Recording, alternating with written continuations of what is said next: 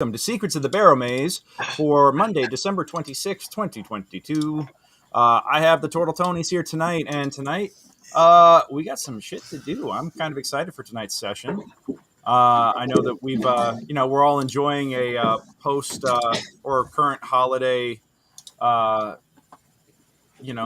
and everything. So I've been thinking long and hard about what to do with this campaign, and I've got some exciting ideas of where to take this particular group. Yeah, and hopefully tonight, if you guys roll well, maybe you wind up stumbling into some shit. We'll see what happens. So, Oh, then we're not going to, because I'm then here. You're not going to, and yes. I guarantee you I'm not going to roll well. Absolutely. Well, anyhow, if you are interested in joining the campaign, you too can play in this campaign world. Check out secretsofthebarrowmaze.com. Let me put that up there.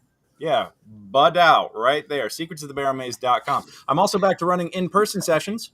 So if folks are interested, if you're in Los Angeles and you want to run a game with me at a table, a real table, in a real room, I can come to your place. I can meet you at a game store. We could play in freaking Starbucks for all we care. I am down to dice.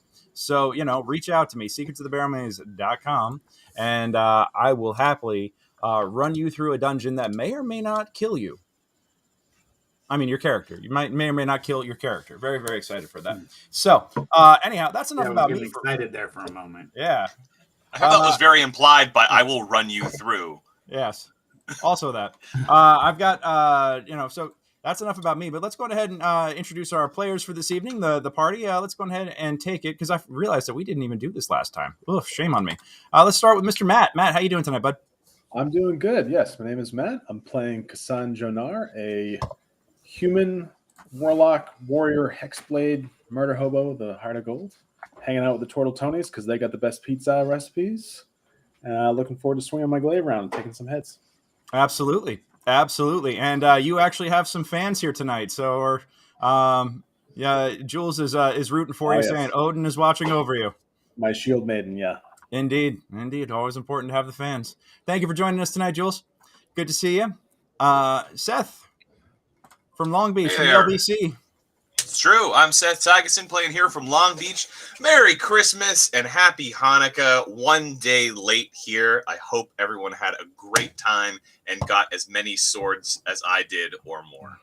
I am playing Frankie Turtle Tony, a turtle barbarian.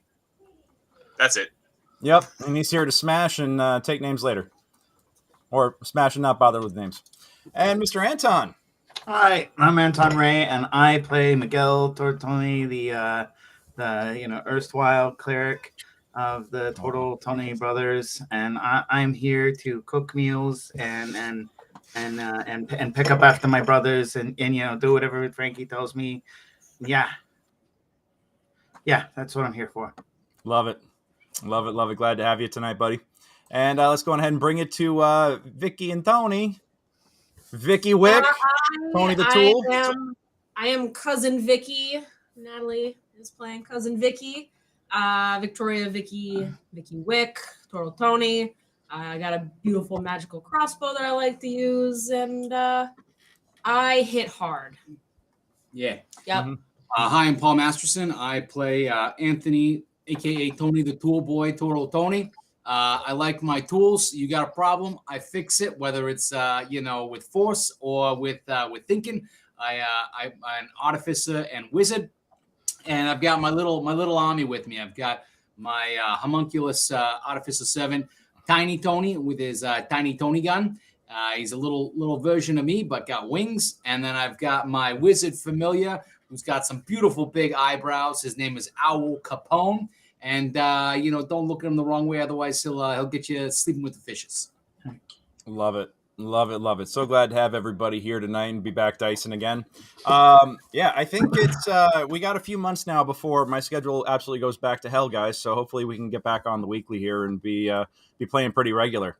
I've got an exciting little plan, I think. I don't. It's not a plan. I have an exciting idea that I came up with about 2 hours ago that I'm just gonna fucking run with it. So is it a notion? Is it a notion? Yeah. Yes, it is. Indeed. That is like almost the very definition of it.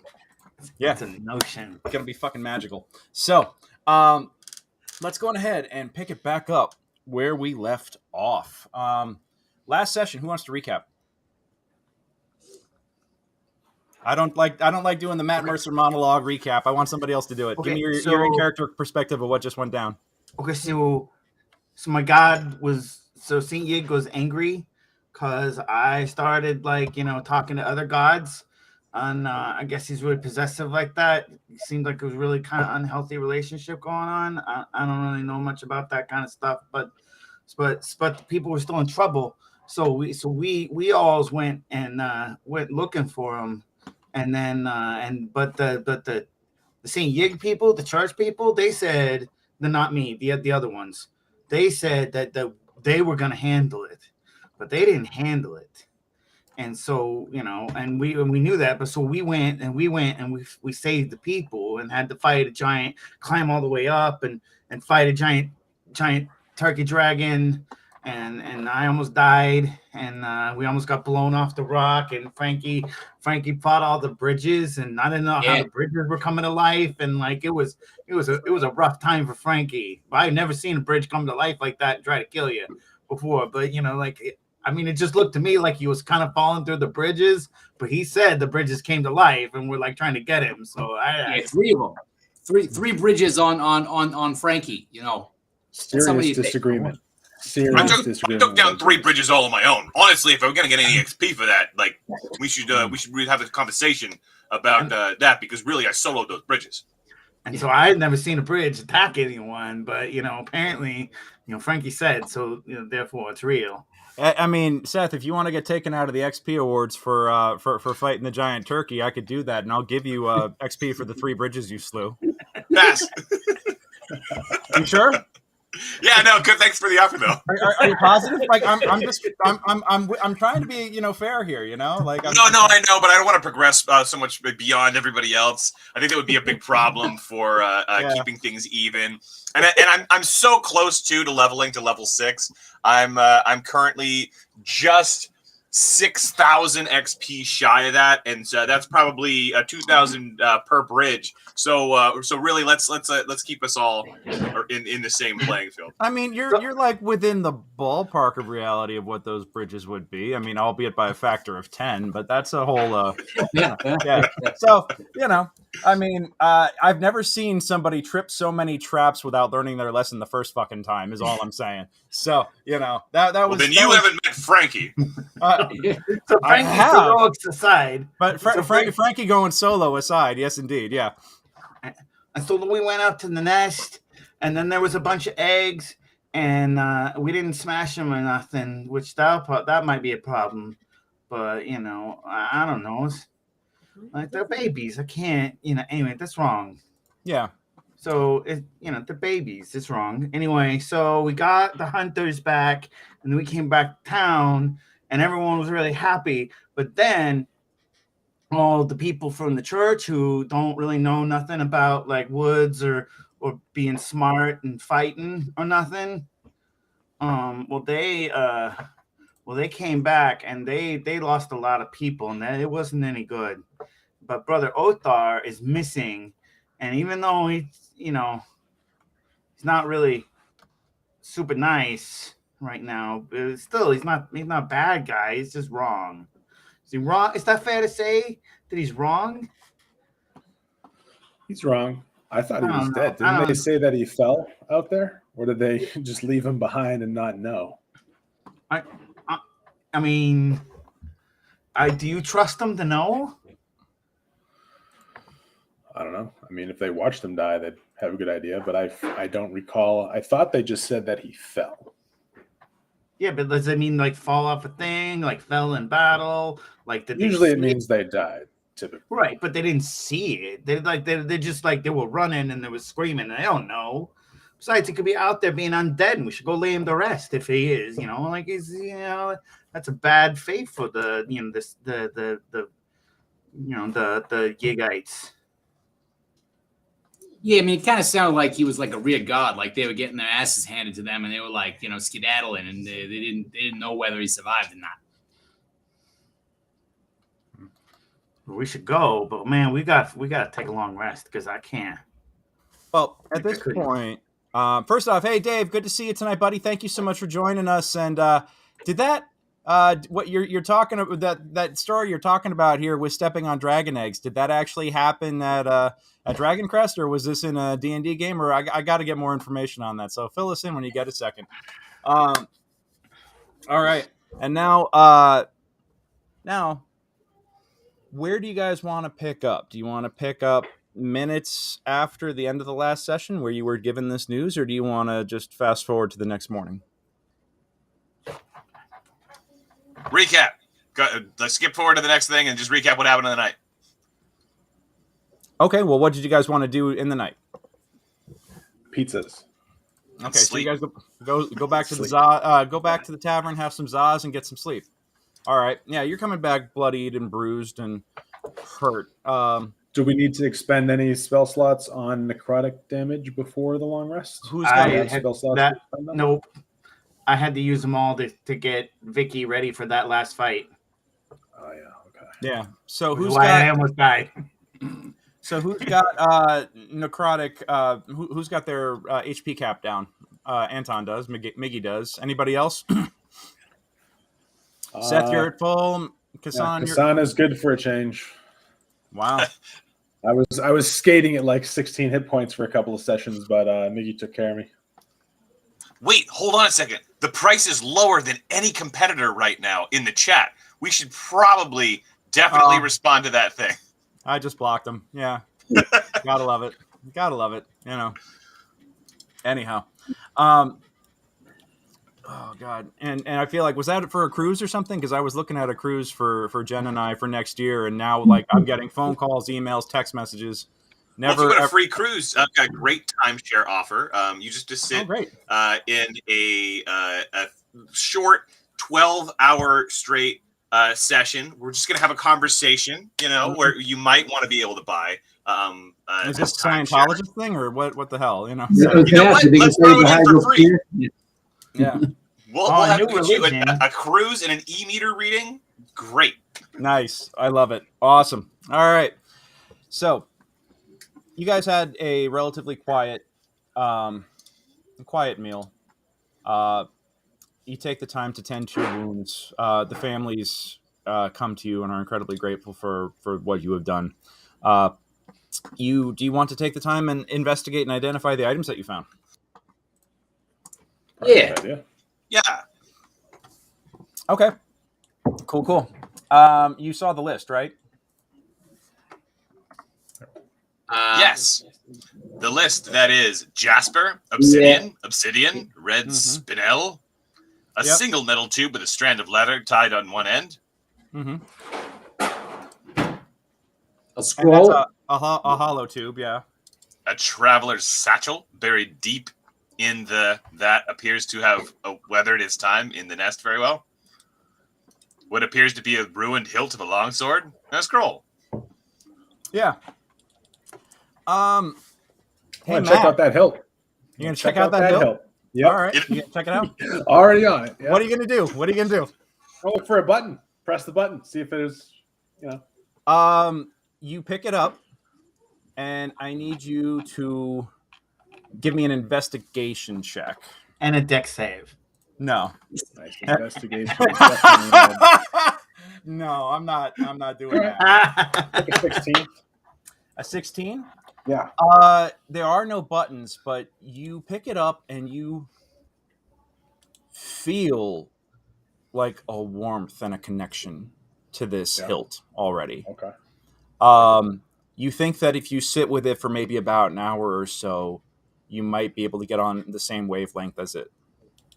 Okay. Yeah. I will do that. All right. You sit for about an hour. We'll come back to you. Who's investigating the other stuff? I'll investigate the single metal tube with a strand of leather tied through one end. It's a hollow tube. Yeah. Give me an investigation check.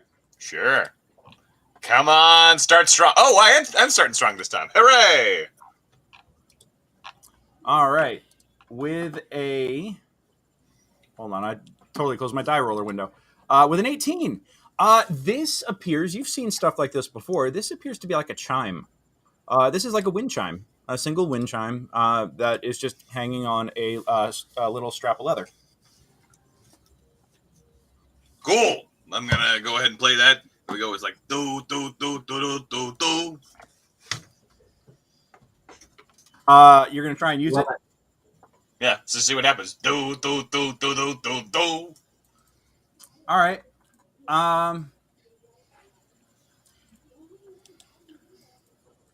Got it. Is now the time for the dexterity save? No, how are you trying to play it? Like, well, I'm hearing you do. I'm hear you trying to do, like blessing the rains and shit. Like, but what are you actually trying to do to try and play it? Well, Frankie has an intelligence of 10. He is of average intelligence, and so as an average person, he's gonna swing it. If it's a wind chime, and it's only one of them. Normally, wind chimes hit each other, so you got to find other metal with which to hit this thing. So maybe I'll take my sai and I'll go like ding ding ding ding ding ding ding ding. Hold one thing up, ding ding ding ding ding ding ding. Not that close to my face. That'd be bad. I mean, it could be. But are you also going do at the same time? Oh yeah. He's now doing a drum solo as the rains are being blessed. I'm the drum. I'm the drummer, aren't I? Yeah. So, oof. Okay. Well, Just playing your shell like a marimba. give me a perception check.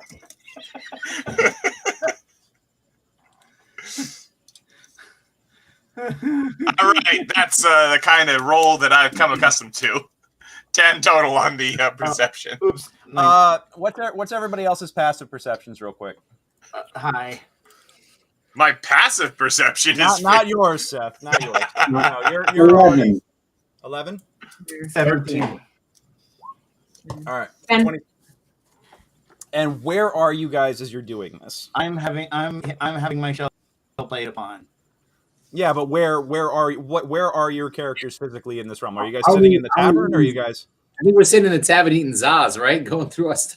All right. So yeah, you start pounding. You start pounding on your brother's shell, and at one point, oh lordy. Oh, Anton's back. You cast a level 8 fireball. Yeah. Everybody's got to make a dex save. No. I'm gonna say that at one point you actually are just like dinking around with it on Miggy's shell, and at one point you hit it, and it has a golden ring to it, like a golden tone, just. And Anton, I'm gonna tell you what you see here in just a moment. Okay. Check your. Let me see. Check my DMs.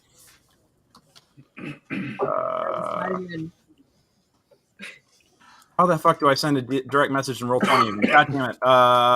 /W name of player. That's right.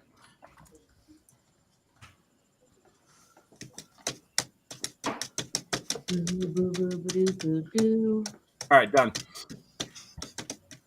Do I really want to know what this YouTube link? Oh God, I'm Rimba cover. Okay, yeah, that shouldn't be so easy to find. But yeah, that's brilliant. I hear the drum. I look at it. And he's still like dinging this thing on you, but when he hit that golden spot, you see that happen. Yeah, but the problem is I don't connect the two things. Give me a wisdom check. If this wouldn't be a wisdom check. Give me an intelligence check then. Nope. Awesome. All right. Seth, you don't. Fuck, I totally just burned myself. Seth, do you just keep drumming? Yeah. Like this is a nice little lullaby. I'm what I will tell people is that I am celebrating my victory over the 3 sentient bridges, but in fact, I'm quite irritated by the fact that I got messed up by a bunch of bridges and didn't even get a hit on that stupid turkey. So yeah. All right, so you're gonna keep going.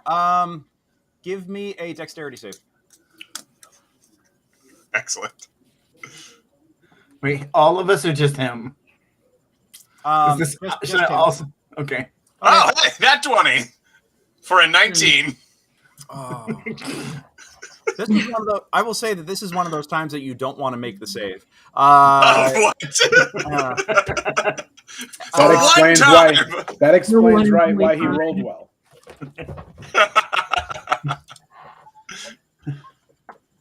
All right, who's got a passive perception of 19 or higher? Anton. Wait. Was it 17 or 19? No, it's 17. Man, the spam bots are all over the place. It's 19. Oh, so yours is 17? You're 17. Okay. Alrighty. Yeah, so nothing's happening with this thing. No, it doesn't. You actually hear it like hit like a golden tone on it twice, and nobody else really notices like what's going on. So yeah, it's impressive. But I need you to mark down that it's been used twice, Seth. Okay. All right. 2 charges expended. Yeah, that's the bitch about items with limited charges. This is working out great, guys. Yep. It's a rod of resurrection with 2 charges. Thank you. All right. I know what item it is, but my character sure is out. Yeah. So everybody else is. You guys are all chilling out now. What else do you want to examine? I mean, there's a scroll. And the satchel. Yep. I will look at the satchel. You want to examine the satchel? Okay. You open it up, and you look inside of it, and it just is like a. You're expecting it to be, like nice leather bag, and it's got pockets and pouches and everything else. But you flip open the main flap, and you look inside the main compartment, and instead of you see leather walls, but you see no bottom. It's just a dark space. Okay. Are there? We got a bag of holding here. Yes, but I would like to be like, cousins. Yeah.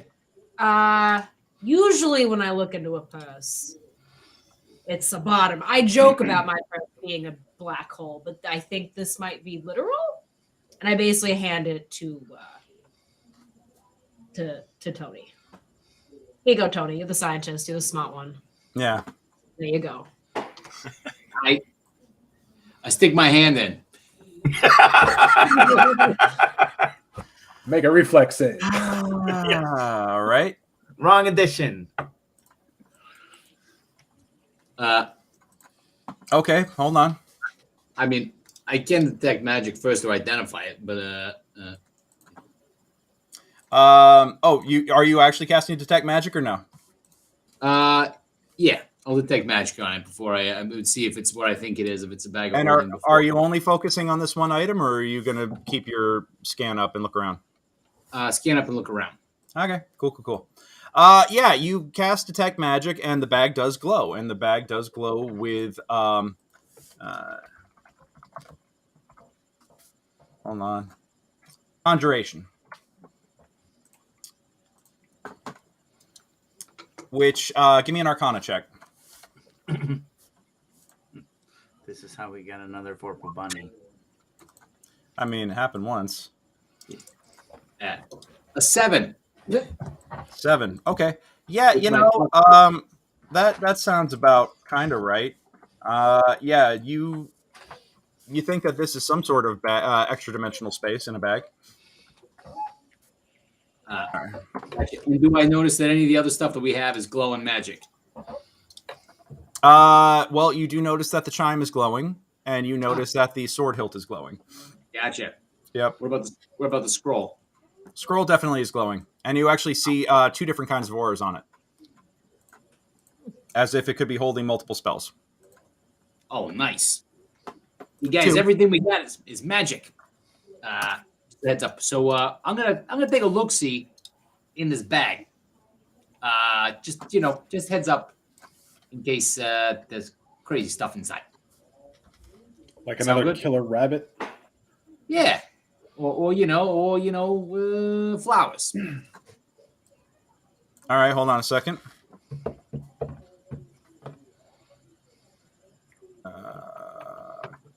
There's actually somebody, of course, created a chart that is for a random bag of holding contents. So I'm just rolling it up real fast. I don't know why I couldn't find this when I was Googling earlier, but it showed up now, so I'll take it.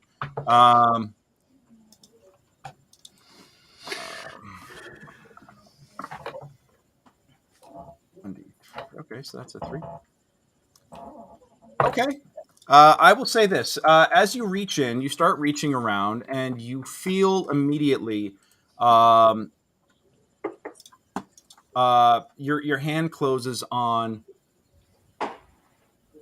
a shape that's hard and multifaceted, and you actually feel like a loop and some sort of chain or string or some other thing coming off of it. You're feeling around. You feel like your hand's closed. Maybe like it could be against either some sort of large stone on a string or an amulet or something of some variety. All right. I think I got some jewelry or something, and I pull it out.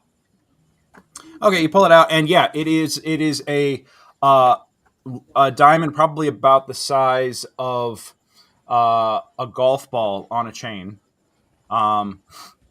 It looks very, very ostentatious. No, that's Vicky's. That's real sparkly. Yeah. That's real pretty. We should find out if it's magic. It does not glow with magic. Your detect magic is still up right now, and it does not glow with magic. Gotcha. Hey Vicky, you like this? Very, very much so. Okay. You put this to good use, okay? I will put it to good use. Giant diamond necklace worth thousands of gold. Nope, it's just bling. And for now, I put it around my neck. Okay. For now. Give me what is your passive investigation? 9. 9? Mine is 16 if I'm handing it to her. Got it. Okay, cool. This thing, it looks fucking amazing on you. It is gorgeous and so good. And you just are like blinged the hell out right now. Oh, that's a 3d8. Okay, pardon me. I have to fix that real quick. There it is.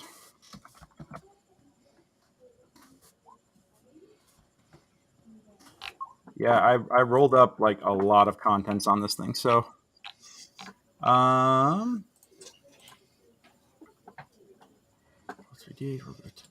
Okay.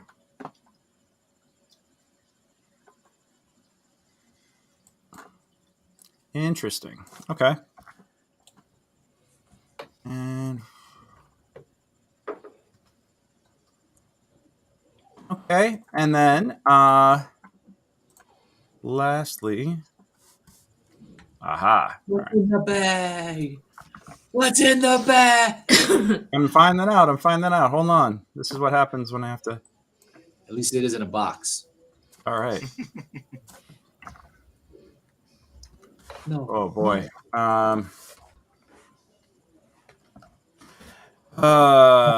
Shit. Did I really just roll that? Okay, hold on a second. Fucking hell. This just got a lot more complicated.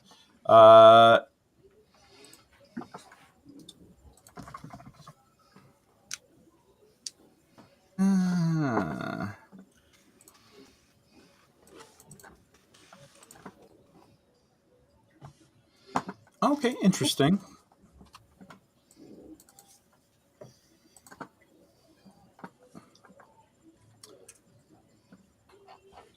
I need Matt. I need you to, or not Matt. Paul. I need you to roll a D100 for me, please. Okay.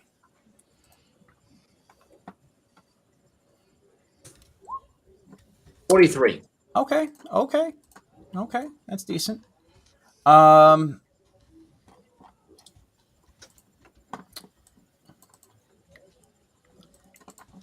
Interesting.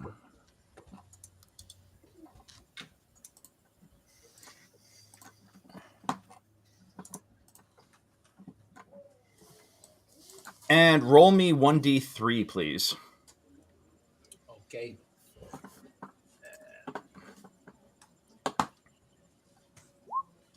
Okay. Come on. Copy that. All right. you're still. Oh, you're still looking around in there, right? Yeah. Yeah, got it. All right. So the next thing you pull out is a. Your hand closes around a what feels almost like a chess piece, but a little thicker. It almost feels like it's built like a pawn, but it's got a thicker, wider base. And as you run your thumb over the base, you actually feel like an imprint on it, and it feels. You pull your hand out and you look, and there's actually like black stain all over your hand where you were rubbing it. Okay. Is it take magic up? Is it glowing? You pull this item. You go back down. You pull this item out, and it is not glowing. It is what looks to be a heavy metal seal, a stamp for a seal. So like you can actually like seal wax with it.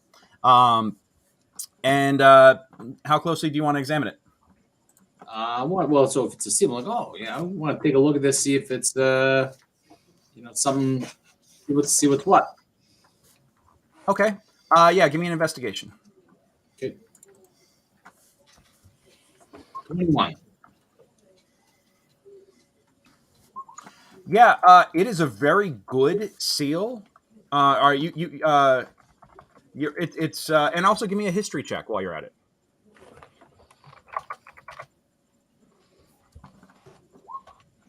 All right. 22. You Nice. actually recognize this as a seal of the Iron Guard family, the family that rules, or that is in charge, that is the caretakers for the Duchy of Eric. But as you look at it closely, having been in the area long enough, you recognize that their seals are all made out of a uniform material, and this is not the same kind of metal. This is like almost like a hunk of. They're all made out of steel cut, basically like refined iron, and this is brass. So, and as you look more closely at it, you notice that there's a couple of things wrong. Even though you're looking at like the photo negative of the coat of arms, you notice that while it's a very, very good passable impression of it, it is not accurate to what their coat of arms actually is. So this looks to be a fake, a forgery. We should check the history books. Those things change over generations. Yeah. And then do you keep going back around, looking down? Yep. Cool. All right. You pull out what looks to be a piece of parchment, large, and you it's all rolled up at the moment and has like a piece of leather wrapped around it to kind of keep it all rolled up.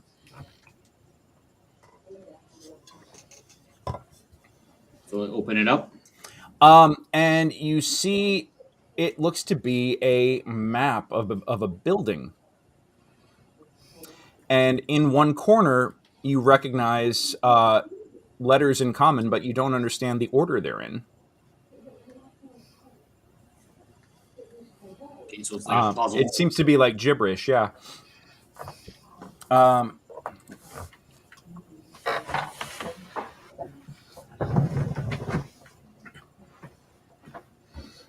All right. Do you want to keep searching? Yeah. Yeah, because as you're rattling around, you do hear a couple more things in there. You pull out what looks to be a small notebook, like a Moleskine in black covers, and you pull it out and you open it up, and it's probably about half full. It looks to be you're not quite sure what it is. It's all written in paragraphs, but again, it's all in similar gibberish as to what was in there before, or similar to what's on the map. You actually do recognize the writing, the handwriting. It's the same writing, and the words, if you could call them that, the gibberish in there, indicate that either this person was severely mentally ill, had their own kind of shorthand, or this is heavily encoded. Oh, it's a puzzle. I love puzzles. Gotcha. Yeah. I'm not good at them, but I still love them. Yep. Yeah. I'm thinking probably yeah. Yep. And if you want to, do you want to keep looking at the notebook, or do you want to go and go back into the bag? Go back in the bag. Got it. All right. This is what I rolled up randomly for you. You reach around, and your hand is brushing all over the place. And this is, like I said, this is a very large extra dimensional space that you are fishing around in right now. You even actually pull the pouch open and stick your head in because you're feeling confident enough that if your arm hasn't been bitten yet, there's probably nothing alive in here. And you kind of put on your headlamp and stick your head in. And in a corner, you see a large staff, about a 6-foot long staff.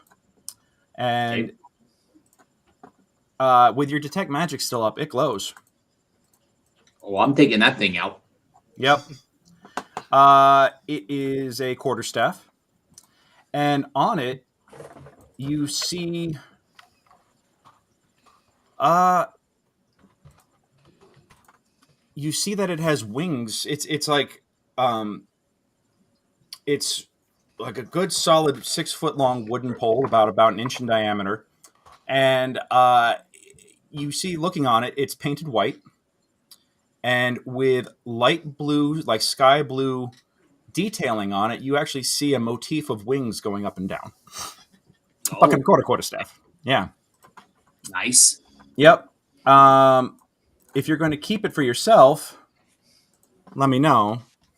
But as you feel it, you actually do feel a magical aura about it. And you get the impression that if you spent some time with it, you could probably learn more. Yeah, I mean, with identify, would that basically tell me what it is? Yeah, if you identify it, absolutely.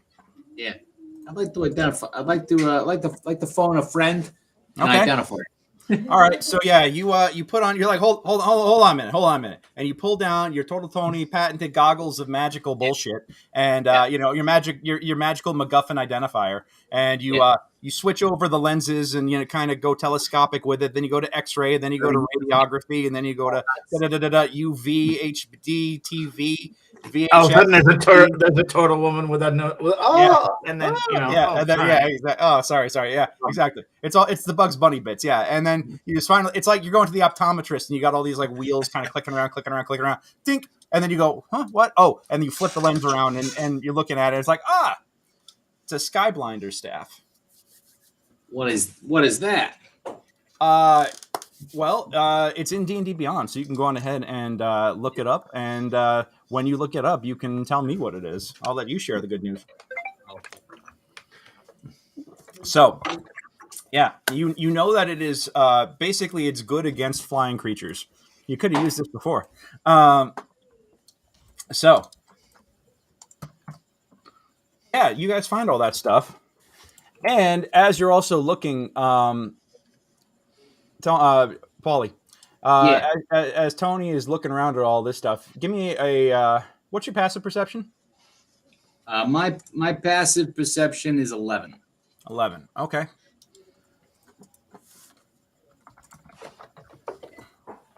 Got it. You've been examining this stuff for a little bit of time, and you're looking over at. You kind of catch a glimpse out of the corner of your eye at Kassan holding on to this hilt. Yeah. And you actually watch as tendrils of energy, invisible to anybody but you right now because you have your detections up,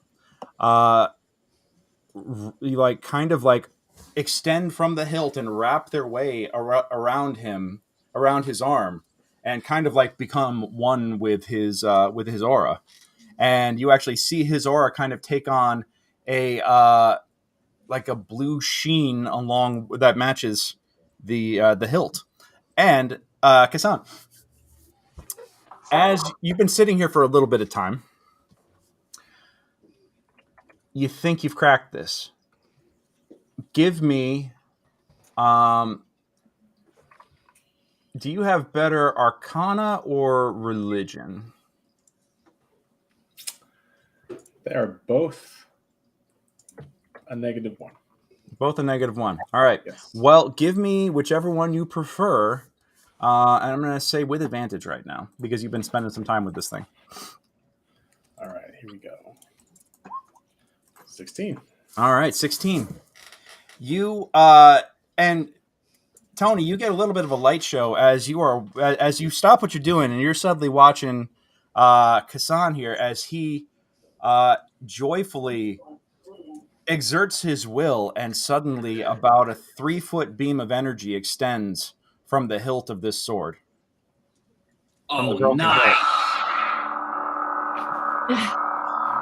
Visible to everyone or just me? Yeah, I'll give it to you. It could be blue. That's fine. Yeah. Ooh, get there. I don't know what you're talking about. He never Well, uses it in battle ever. Did only Tony see that, or did I activated it and that's what Oh, happened? you activated it in front of everybody, and suddenly, like, everything stops and everybody's looking at you. Like, holy shit. Swing around a bit. Guys, check this out. How was that for cutting Zaz? I lay it down on the table. Hold on.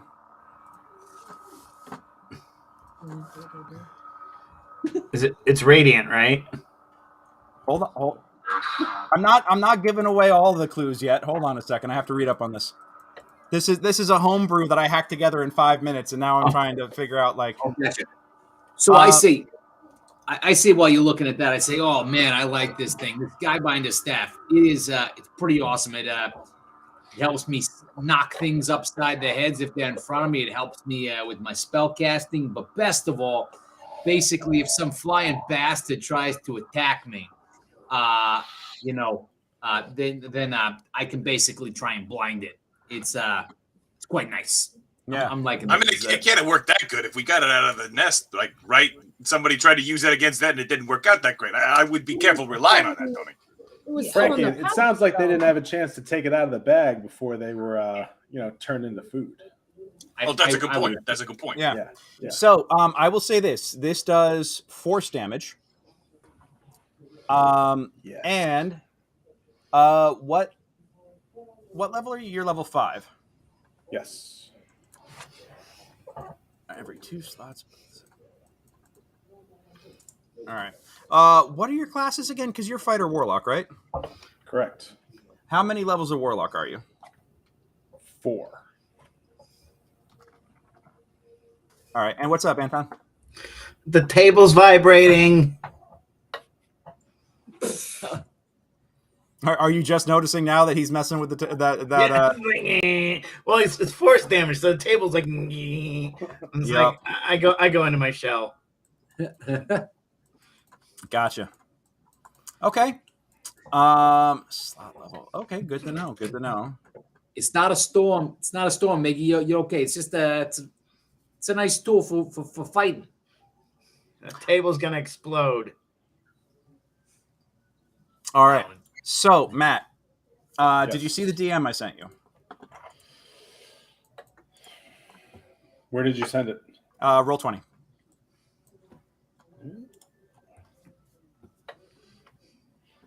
I did not. Let me see if I can bring up the chat window here. Okay.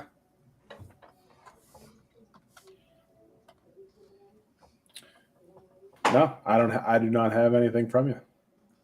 Oh, I sent it to the wrong Matt. Hold on. Someone's going to get really excited and then really disappointed. Like, would this be in private messages? Yes. Yeah, I got nothing. I got no inbox.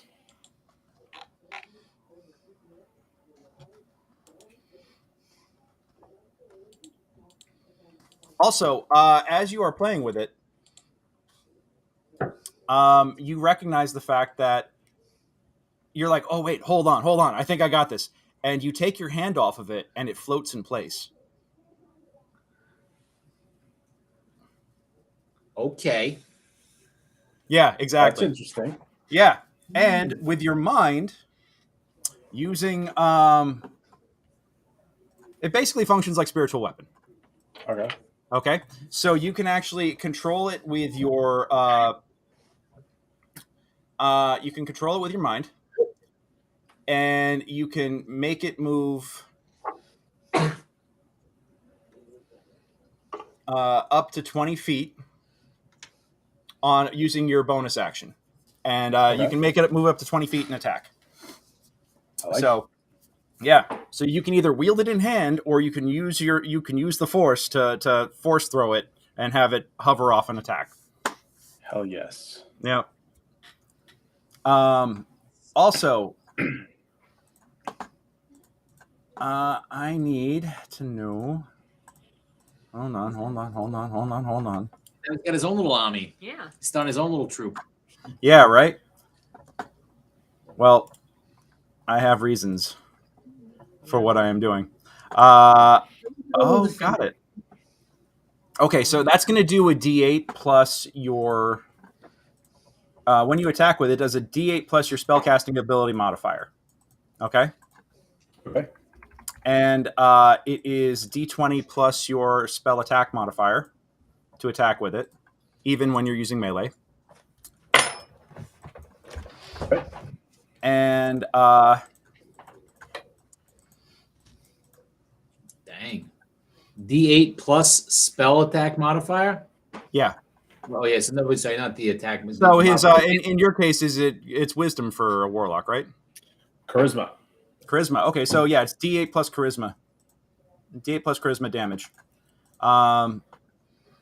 Yeah. So your damage modifier, not the spell attack modifier, right? Is it like is it like a plus? So it could be like a +7, like a 1d8 +7, or would be like a 1d8 I got my spell attack is a +6. Nice. Pardon me, spellcasting ability modifier, not attack modifier, because your proficiency shouldn't be on there. So spellcasting ability modifier. So D8 plus charisma. Nice. Yeah. And also just check the messages I sent you in Roll20. Okay. Got it. Mm-hmm.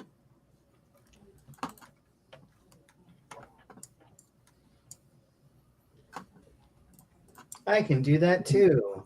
Yeah. And Only stronger. yeah, so that's what you guys got. Plus the gems and yeah, I think was there any coin in there, or did I forget that? I think there was like 120 in coin. Yeah, 120 coins. Yeah. Yeah. What do we what the scrolls, what the two spells are on the scrolls? Oh, that's right. Identify. Hold on a second. You know what? I wrote that up on my laptop. Let me grab that real fast. 1 second. Awesome.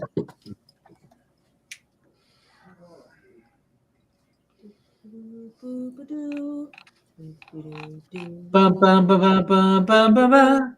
Bum, bum, bum, bum, bum, bum, bum, bum, bum, bum, bum, bum. Yeah, I don't know about you guys, but I feel like I really came out on top here. You got like a little weird vibrating, floating, whatever thing. But look at this. Look at the sound this makes. That's amazing.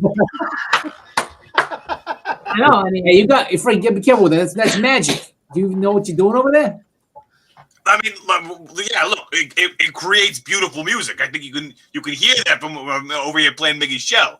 You know, that's probably all it does. Can I take a look at that so I can tell you what a little bit more about it? Are you gonna take it? No, I'm giving it right back.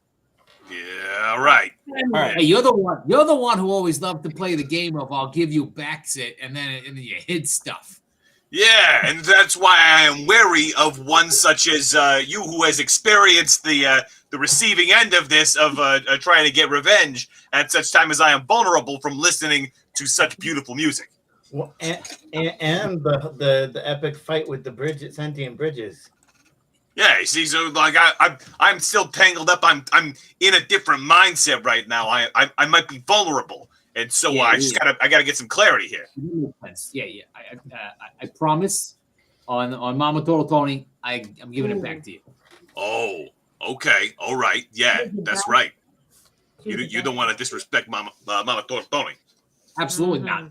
She'll come out of the shadows and then hit me with a slipper or something. You know, like she's Chancla of Doom. she's everywhere. that's true. All right. Okay, so now, real quick, Paul, you are marking off identify for every item that you're casting that on, right? So far, you've only done it on one. I But it's also not, have I can also do it ritualistically. Yeah. yeah.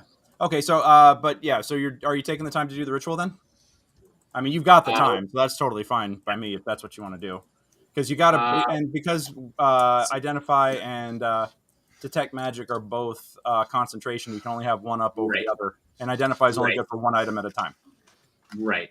I think so. I'll be able. So I saw everything that was under detect magic. So I would have identified the staff, and then I can. Well, I touched the before handing it back to Frankie. I'm gonna identify his tube. Okay, you're gonna take the time and identify his tube. Got it. Cast it versus ritual it. Got it. All right, so that is a chime of opening. For 3 charges, 2 are gone. Oh, great! No, it is a chime of opening. It has you know that it's at about 60% power, so it has about 6 charges out of its total. Or including the 2 that I just expended. Well, no, it originally had 8. I rolled 8 for it because it was a used magic item, and then you burned 2 of them. Yeah. Do I know whether or not it regains charges, or is it? It does not. Once this thing loses all of its charges, it breaks. Gotcha. Yeah. Yet. Yes. Yeah. I tell Frankie what it is, and that he's been using charges. I got a garage door opener. Yeah, basically, but it only has so many, so many bits of juice in it. We got until we can figure out how to recharge it. You get a thing that makes people that are flying go blind. You got a thing that vibrates and floats around and controls. You got a shiny, and I got a garage door opener. I'll take it if you don't want it. No. So, hey, don't try to take my stuff. I told you once. I told you 1,000 times. Stay out of my stuff. I just said if you didn't want it,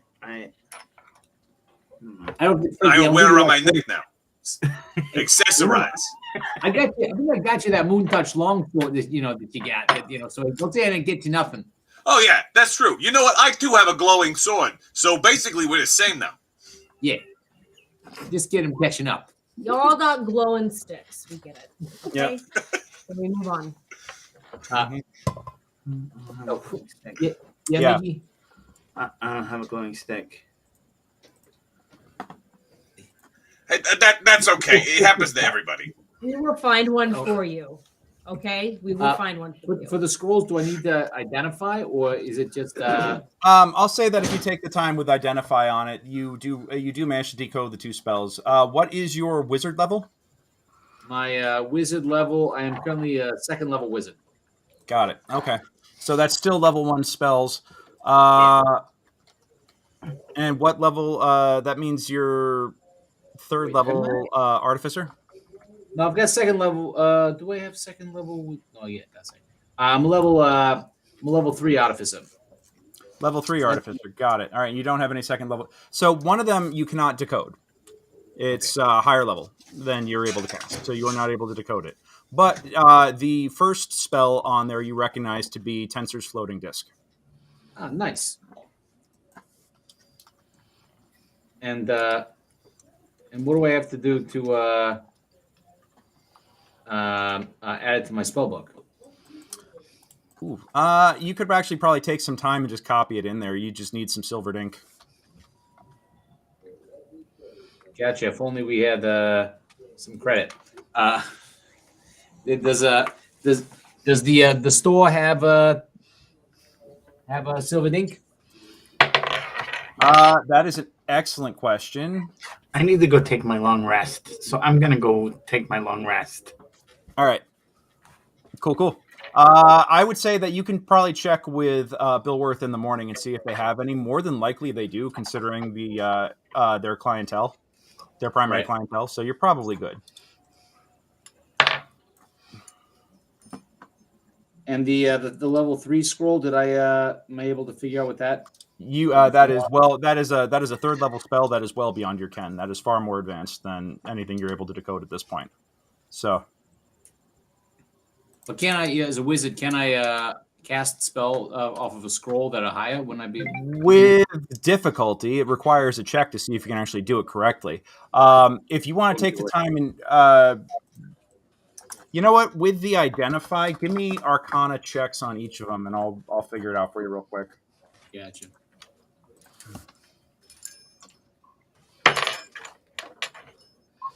I'm 23 and 11. 23 and 11. Which one do you want to identify? I'd like to identify the scroll that I could The that third we level just, one? Or that this just one? came out.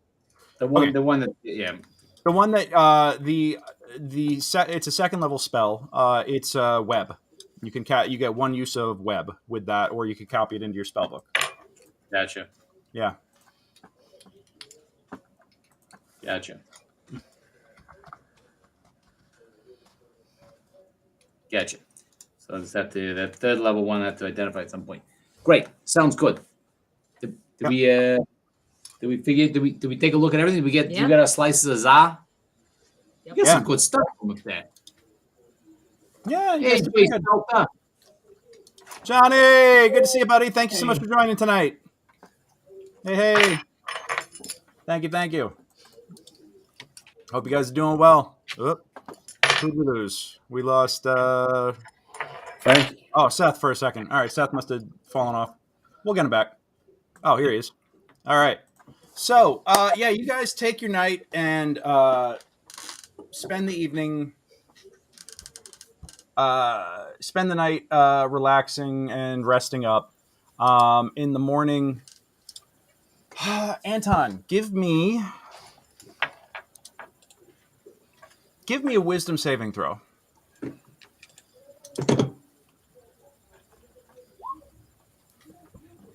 12. Okay. As you sleep,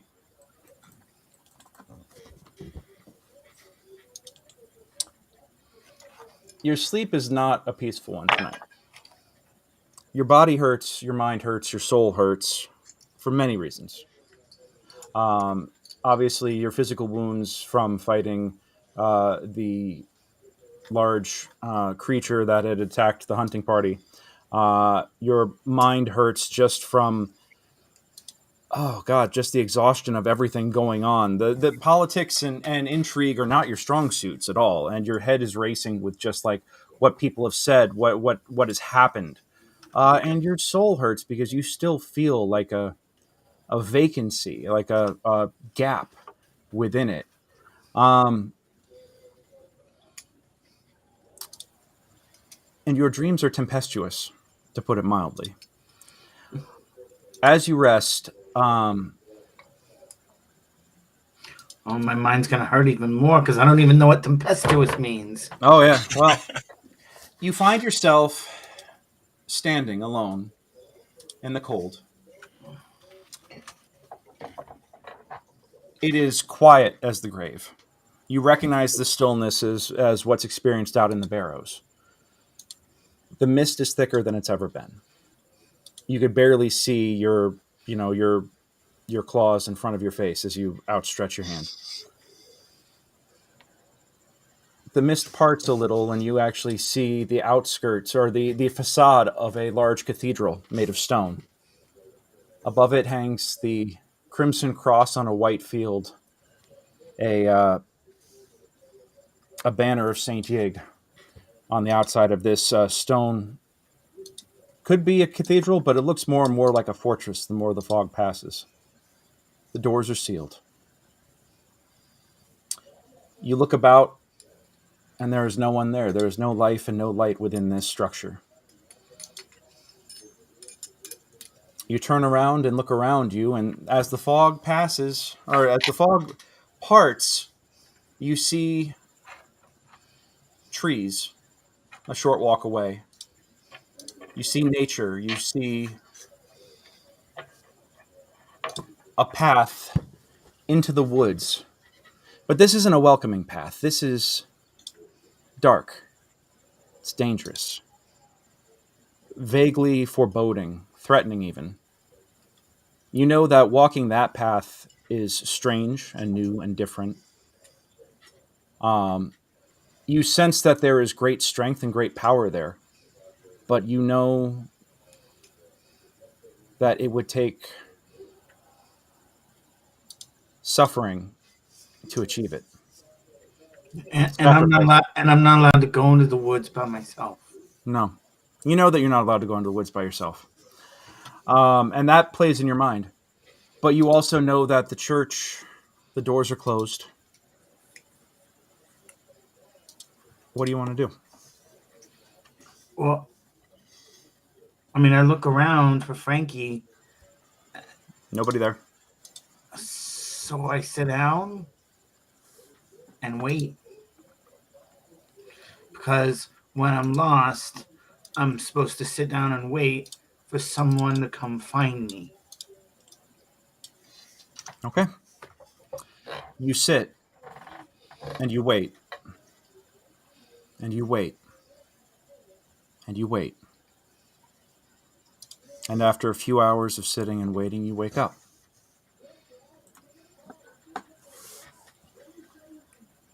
I get up and I go over to Frankie. What? Wow, I'm sleeping. You were supposed to come find me. You're right here. What's the problem?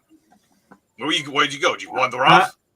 I don't know. You were supposed to come find me. You didn't find me. You know you're not supposed to wander off, right?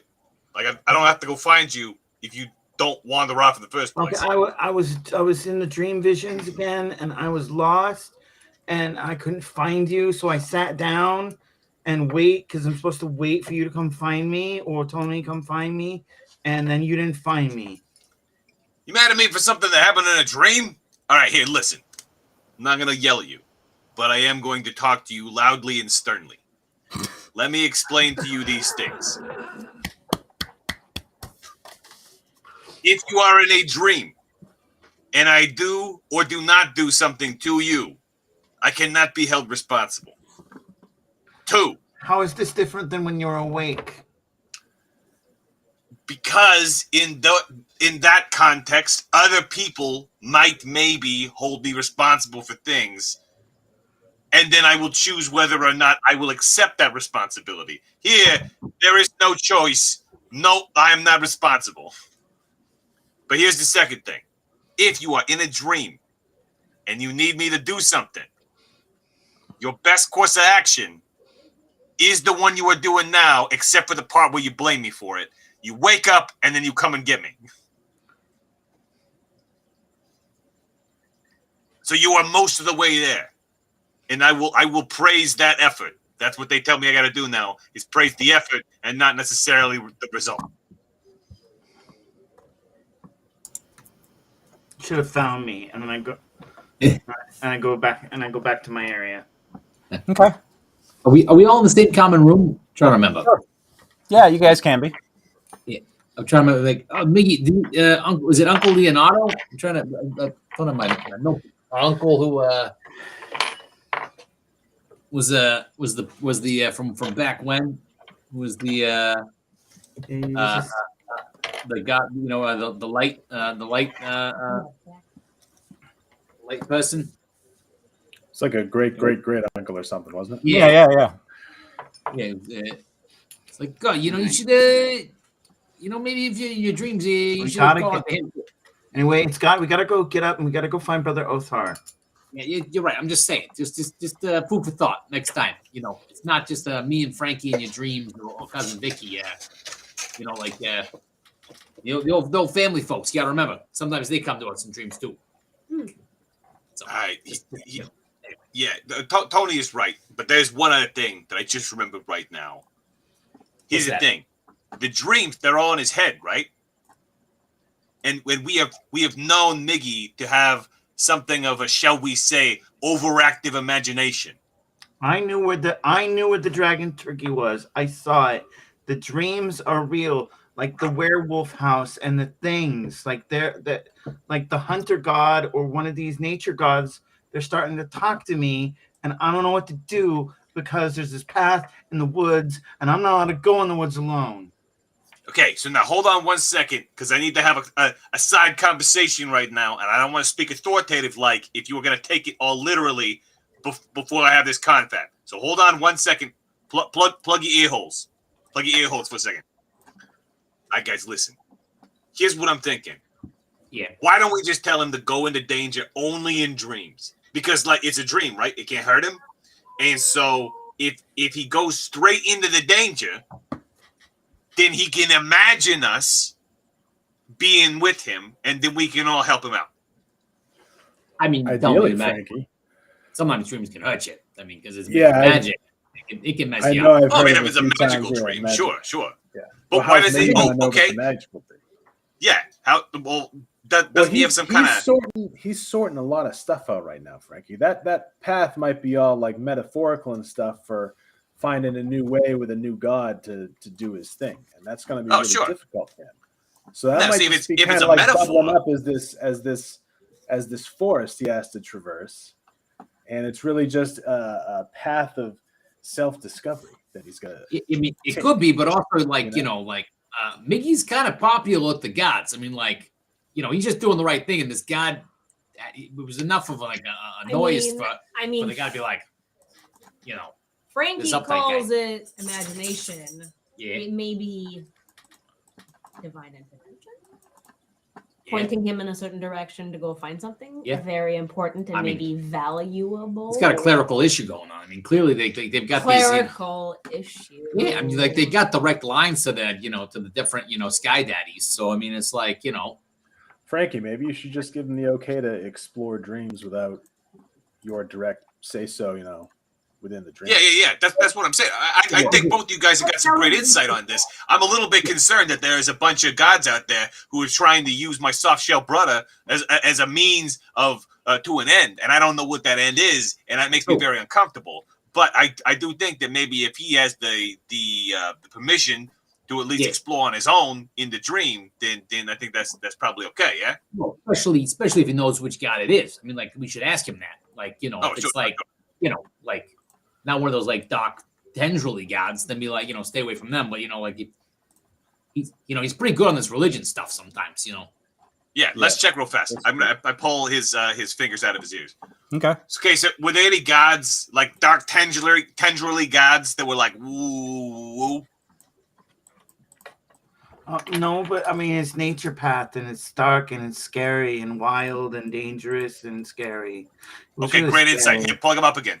Plug him up again. Okay, so it's a dark and scary path, but not necessarily a dark and scary god. Yeah. Well, if this is a nature god that's communing with him, then it would make sense that it's showing him a forest path. I rolled a nat 20 on religion. Now we're in the background. What do you want to know? Based on what Miggy's saying, etc., whether it seems like here on the hunt or whether we know which god this is, sort of thing, based on this description. I mean, it seems pretty obvious that that just based on the symbolism of the dream and I mean, you feel like you could get more information from this if you knew more about the dream itself. You feel like you've got a good handle on things. Obviously, going down a path of nature and stuff like that. Actually, here's a question. Tony, it occurs to you to ask him something, and I'm going to message you real quick.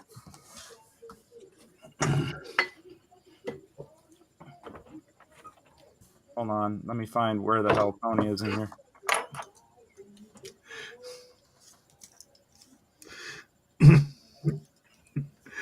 Once again, Seth, I'm sorry for like giving you determinism over the fate of my character because I'm not allowed to do things and you're in charge.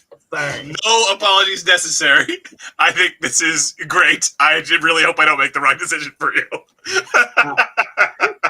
Hey, there you go. There's the question. That occurs to you to ask, and that is what that religion check gets you.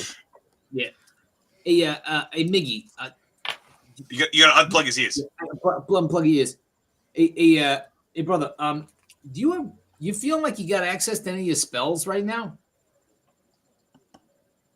Yes. Yeah. No. I got nothing. Okay. You got nothing. You got a whole lot of nothing. Now my question is do you tell him that?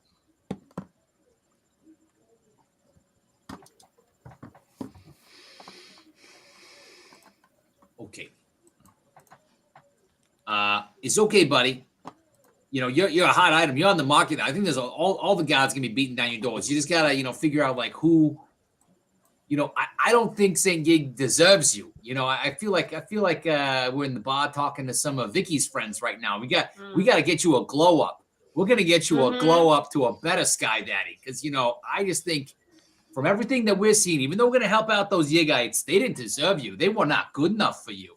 So you just do a little thinking in terms of like who is aligned with helping people because they're gonna love you like we love you.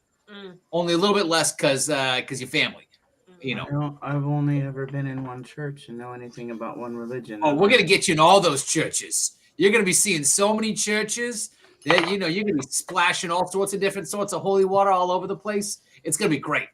We're gonna get your Fridays, your Saturdays, your Sundays, all booked up. Yeah. We're gonna get you back out there. Oh God. That's not for all of us, right? Because we're going with me. We're all going. This is a team effort. Okay. Glasses, and I don't have to talk to anybody. Yeah, we can bring snacks and drinks. Great. We'll sit in the back. We'll be the cheering section. Because if they can't get down with the Turtle Tonys, it's not the right religion. Just imagining being in the back of like mass and being like, "Yeah, that sounds good." Oh no! What is that? That is very well. Oh, yeah. What, they tortured him? What is that? That's crazy. So just mass in South Boston, what you're saying? Sorry. All right. Good chat. Let's finish sleeping up. We got a big day tomorrow. So yeah. In conclusion, Miggy, if you find yourself at a crossroads in the future in your dreams, you are permitted to choose a path which seems like it will lead you to the answers. Okay? In your dreams, you might have a little bit more clarity than you have normally out and about in the world. Yeah. Okay. I go back in bed. Good dog. It's actually morning at this point. It is wake up time when all this is going down, by the way. This isn't middle of the night. He actually sat the whole 8 hours of rest outside in his mind, outside of the church, at the foot of the path, not going anywhere. Gotcha. Yeah. So it is, at this point, it is wake up. It is time to get up and start the day. Oh, man, that would be groggy all day. I always hate it when you wake up like 5 minutes before your alarm goes off, Yeah. Don't you think it's always kind of weird? Like if you wake up like an hour and a half before and you feel super refreshed and you're like, oh, I'm going to sleep some more. I'm going to be extra super relaxed. No. And then you go back to sleep and you feel like fresh hot garbage when you wake up. Yeah. It's a trap. It is. It's an evil Sky Daddy trap. That's who I blame it on. No, 100%. See, the problem is you got the time length of your RAM cycle.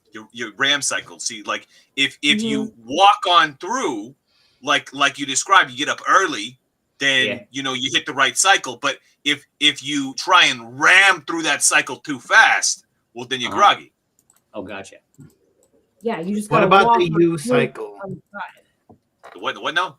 What about the U cycle as opposed to the RAM cycle? What's the U cycle? We'll see. The thing about that is mind your business. Coffee time. It's like, who are you? Who?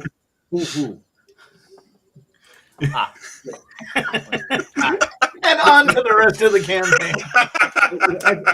As we get breakfast, I say, I don't want to be blaspheming, etc. I don't know, we're gonna go over there and chat with them about, like helping out the guy. Like, I don't know if it's you or one of us should be like, asking your kind of ex Sky Daddy whether, like since if we're gonna go and try and find like some of his other. They don't know nature things. They don't know how to track. They're gonna. Oh no! I was just wondering, whether like you get your powers back on loan of like if we're helping out one of his assholes, at least for the time being, that like I'm not saying you're getting back together again because they don't deserve you. I'm just saying.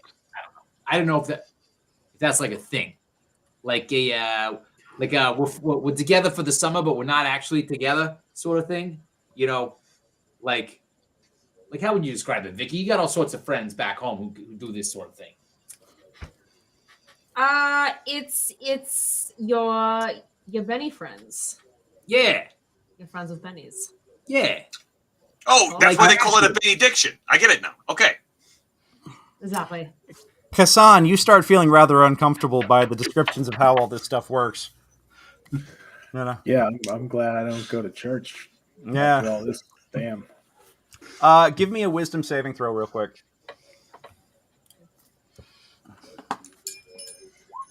14. 14. Okay. Yeah, you feel, as you're hearing all this and thinking about all this, you actually do feel like something is off.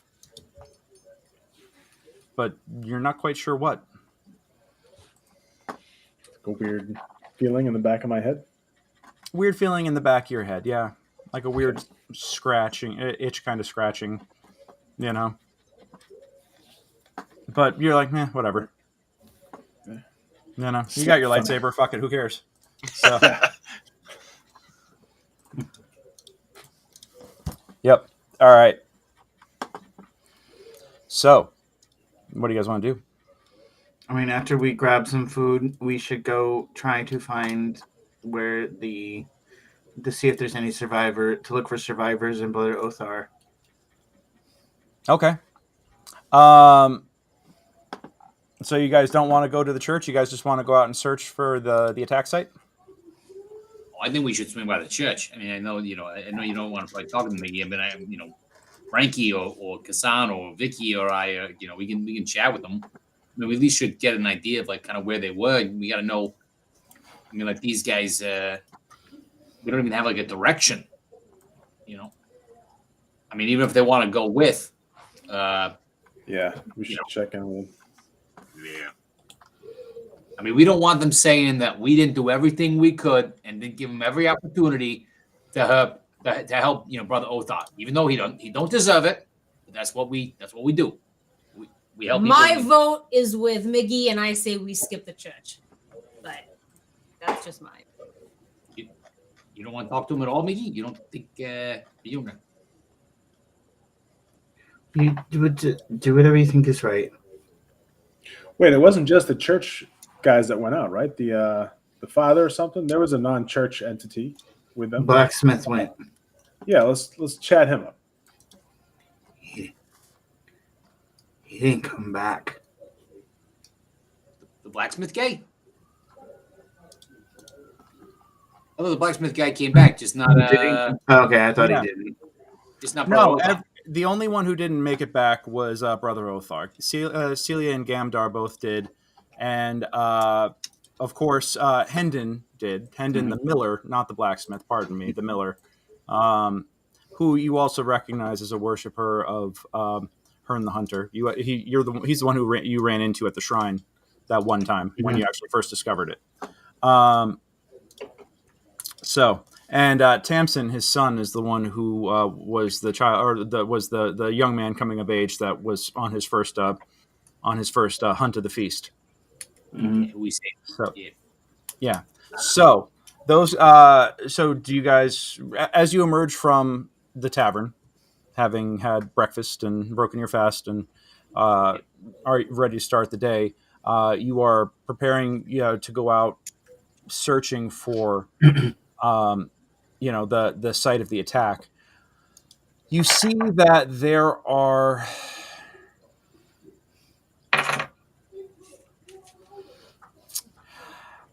Anton, give me a religion check.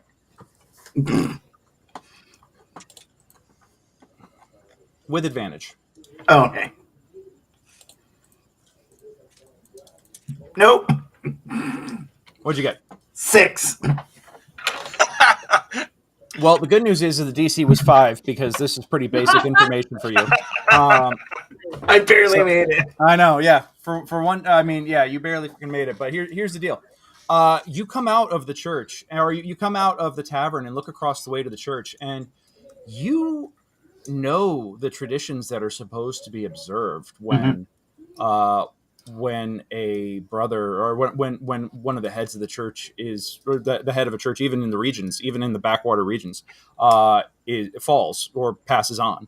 You know the traditions. You know that the church is supposed to be draped in black, the doors open. Even if there's no body, there is a symbolic viewing set up. It is a time, the wake goes for days as they get a hero's honor and send off, culminating with the burial. And the normally about anywhere from a day to a week later, depending on how long it takes for the church to send out and deploy a new or promote a new leader for that particular branch. There is no mourning blacks. The doors are closed.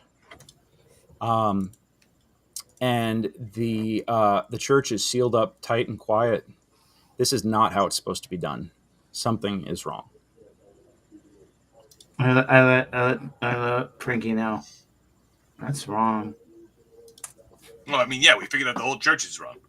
No, I mean, it's wrong. They're supposed to be draped in black. The doors are supposed to be open. There's supposed to be a wake going on. This is wrong. Something's not right. Something's wrong going on inside there. Well, they just not open for the morning. It's early. No. Frankie, Let's I'm go. telling you, it's wrong. You actually see, right. you do see a couple of the townsfolk, folks that you know to be devout followers of Saint Diego, come to the church for morning services. It's about that time. They knock. They normally are just able to walk right in. The doors are open. They try the handle. The door is locked. They knock on the door. There is no answer. Oh, here, hold on a second. I got a key for that, and I'm gonna hit it with the thing. You're gonna hit it with the thing. Yep. What thing are you gonna hit it with? You need a little bit more specificity there. The chime of opening. Oh shit! Okay, yeah, you pull. I did this to myself. All right, you pull out the chime of opening and you go ding, and the door. Oh, what kind of saving throw does an object get? Fuck it, it fails. The door click and opens, and the doors open inward, and inside, who's got the highest passive perception out of all of you? I got 15. Miggy, what's your Probably passive? not me. 17. 17. Nice. You can hear in the back, like in the back rooms in the back, raised voices yelling at each other. I go in. Okay. Yeah, and as you get closer, you recognize it is Celia and Gamdar. They are screaming at each other in the back. Yeah, and as you get closer and closer, they are arguing. She's, well, this is not how it's supposed to be done. We do not just. We are going to wait. We are going to wait. We're not until we have a body. We hold out hope. I know in my heart of hearts that he is still alive, and we will not give away his position, his rank, or his title. He is gone. He is dead. There was no survivor. There was no way to survive that. You foolish woman. You foolish, ignorant child. You do not know the ways of the world, and you do not understand. Stop it, both of you.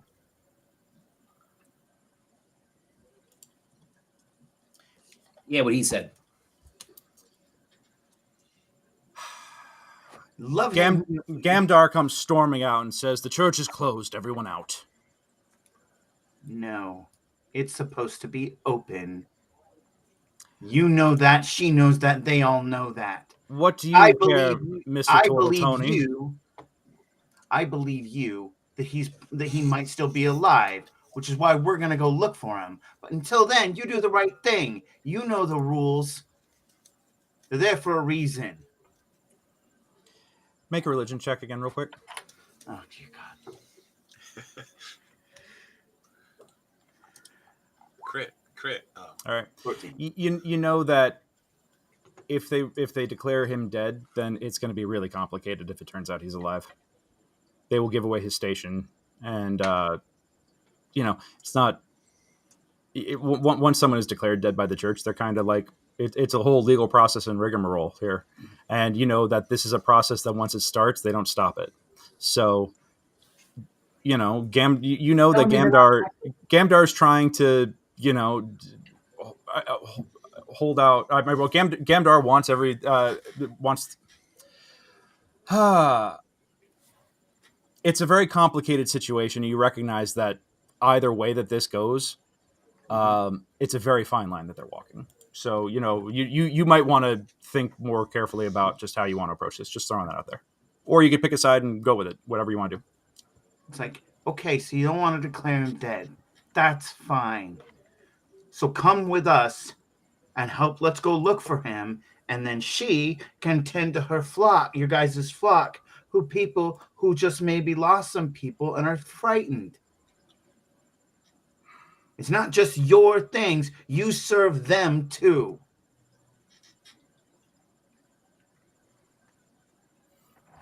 Make a persuasion check with advantage.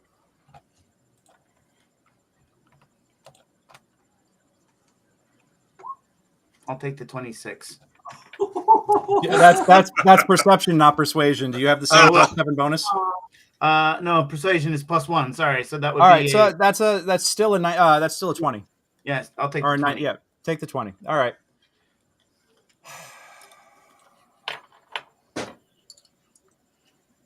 They look at each other. They look back at you. He has a point.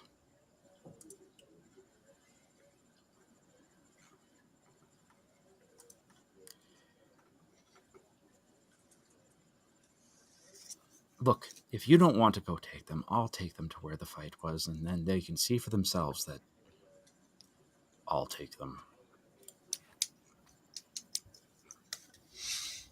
I'll take them, but you do not take any actions until I return. Maybe we'll find your definitive proof. Fine. In the meantime, I'll prepare for morning services. She leans in closer and whispers something to him. Miggy, you know that neither of them are technically high enough ranking in the church to run services themselves. You weren't either. But I was high level, not high ranking. Yeah, I mean, you're a high level adventurer certainly, but you know that these acolytes here are not. They're not fully vested priests. They are not able to dispense sacraments. They are not able to perform mass, for lack of a better term. So maybe we just do a holy text study, and then open for individual prayer. This is why we need someone now, because we are vulnerable. Speaking of, I need some restoration because I've been fighting all the undead and things, and I'm hurt. Don't push your luck. Oh, I don't think it's pushing luck. It's more, for Brother Othok, because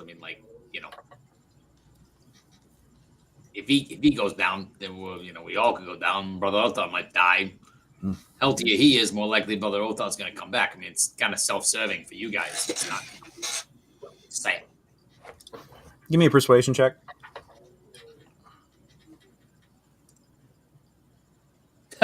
Natural 20. You're rolling good tonight. Y'all rolling beautiful. How much do you need I know you need your soul cleansed, Brother Miguel. Well, but how much do you need your spirit healed right now? I'm about half hurt. Out of game, how many hit points are you down? A lot. I'm down 18.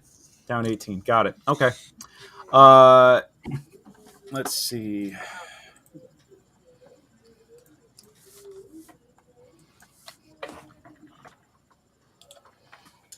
Hold on a second.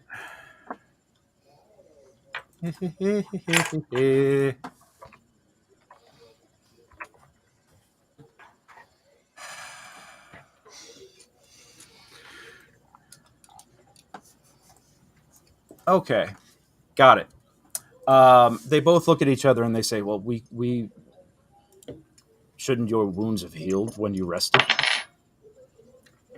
You, you know that the damage from the undead is lingering. Shit. They look at each other. Give me an insight check real quick. Everybody who's looking, give me an insight check.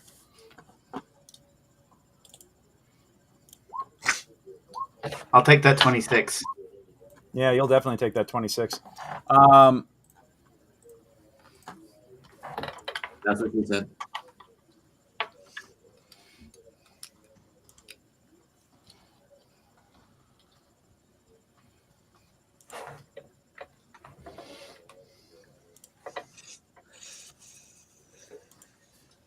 Pick DMs.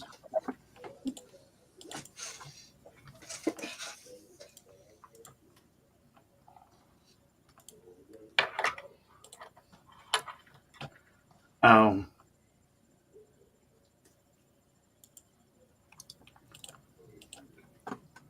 Oh. Right. Never mind. Let's just go. We'll just have to be extra careful. We have scrolls. We can try. We'll be fine.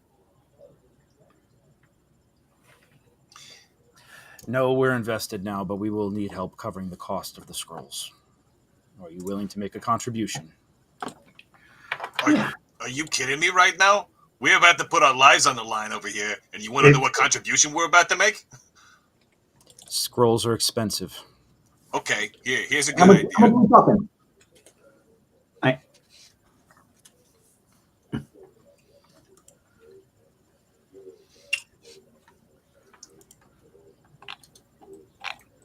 Hey, my brother was talking to you. How much are we talking? How much are we talking? I'm sorry, I didn't hear. Out of game, Right. I didn't. Yeah, out of game, the noise. These are not cheap. They're normally 240 gold apiece. That is what we sell them at. We can give it to you at cost because we need to resupply. I drop 64 platinum pieces on the thing and say, I need restoration. Yeah.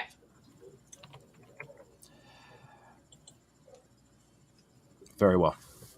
They go out and they go into the back. Celia goes into the back and comes back out a couple of moments later with a pile of scrolls, and she says, "This is all we have," and there's about 5 of them there. This is all we have in terms of restorative magics.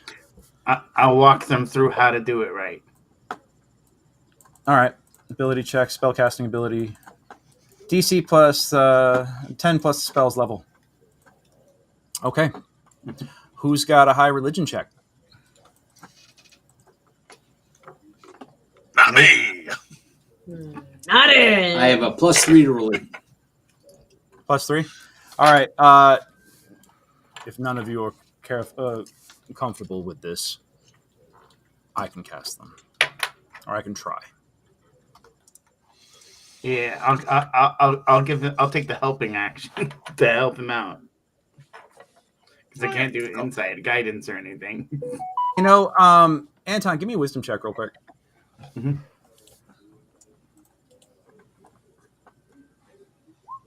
16. You know, just because you don't have spells available to you doesn't mean you still can't channel magic. Okay, I'll try one. Okay.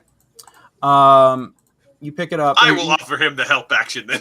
Well, you are not a priest, sir, so this is not. You don't have the ability to cast a divine magic, so therefore you cannot help with this. But I will say that you basically pick it up and pick up the scroll and you go, look, see, you got to read it like this, and you go, and this is just you know how to do it, and you finish reading the scroll and you don't even notice as it just kind of glows. And what's your wisdom bonus? plus 4. Plus 4. All right.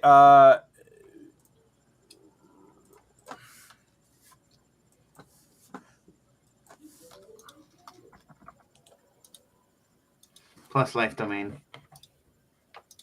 You don't have access to life domain right now. Yeah. So you get 7 hit points back before you even realize it. You cast it off the scroll. You go, see, you do it just like that, and it'll be just fine. And they all kind of stop and look at you like,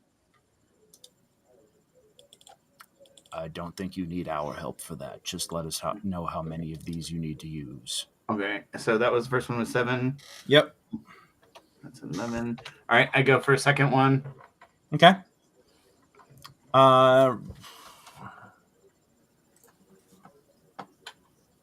6 hit points back. Okay. And then a third. 7 hit points back. That's full. So only 3. Okay. So how much were they per? So that was 120 per. So or 12 plat per. So 12 plat. So 36 plat. Got it. Yeah. All right. Interesting. All right. Is anybody else down hit points while we got a moment here? No. I am triple checking. Don't be mad at me. All right. I don't think so. I'm giving you all the chance right now. Not dropping any hints or anything about what could be around that corner. I don't know. Can we buy those extra scrolls just in case we run into some stuff that's pretty freaking nasty? Or if we got to run and then like shooting like evil stuff at us, like I just don't want to like. I remember the story I loved as a kid where basically they finally rescue this prince and then they're running away and it's like, go in the back, and I just don't want to make sure like that happened, like that we go through this giant dungeon and we rescue brother Otha, and then as we're running away, like some evil guy with a skull face like gets him from like a parapet. So yeah, maybe we should just Specific. They look at each other very concerned. They're like, well, we only have 2 left at this okay, point. so how about 1?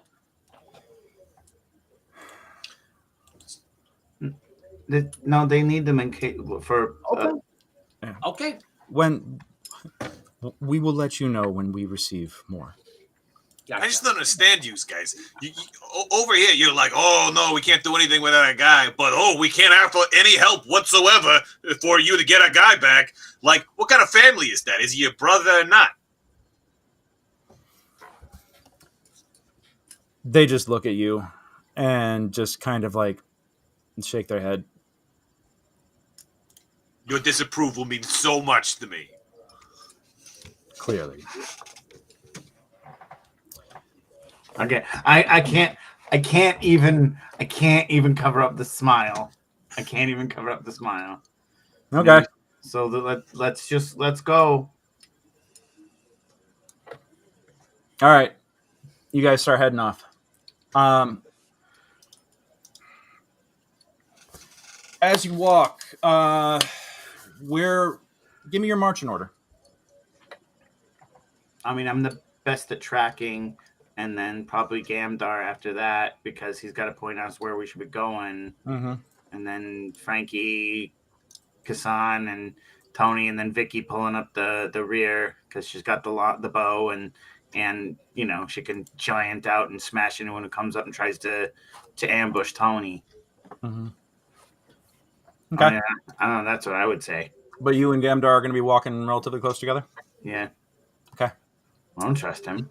If everybody gets an extra 11 10 pages. He's also the one. He was also the one sneaking away to the Hern the Hunter shrine, and then now he's all pretending to be holier than thou against us. Which means maybe he was the one summoning the demons. I don't know. He was sneaking where? Gamdar? Sneaking off towards the shrine of the hunter. When was this? Remember when we went and snuck in to steal the scrolls, and then we saw him along the trail? You saw him leave the church. Mm-hmm. You saw him on and then coming trail. back. Yeah. That wasn't necessarily from... Make an insight check. Yeah, I'm just saying he's a little shady. Sure. You think it's a pretty safe bet that he was heading to the shrine for some reason. Absolutely. Yeah, and you have. He could be picking herbs out there. I don't know. That could be like, willow's root that only grows near there. I don't important for, I don't know. But also he could have been summoning the hedgerow, who I don't know what that name is. The hedgerow. Yeah, the hedgerow. Yeah. Because we were the henge. Would it be hengerow then? No, it would not be.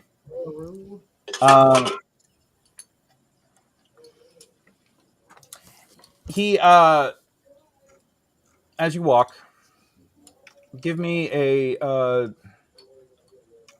survival check, Mickey. Ooh, not my best roll. No, not your best roll. But you do know that you're heading off in relatively what seems to be the right direction. This is the where the party went. You notice that Gamdar is kind of like shooting looks at you, but not saying much of anything.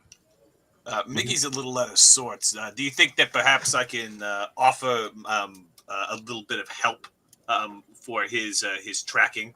Because Sure. I know he is so distracted. And do you want me to roll something as well for that?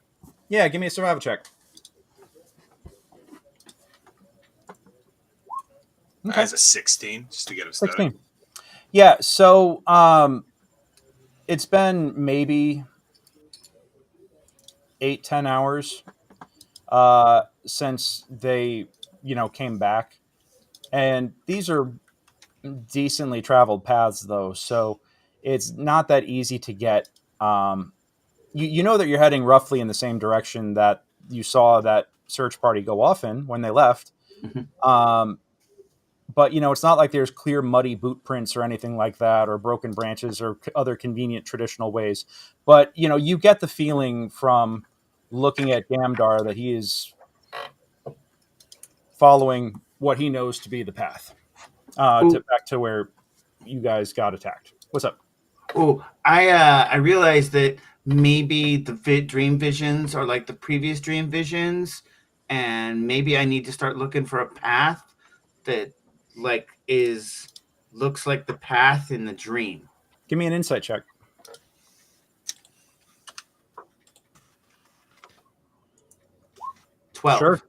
Sure.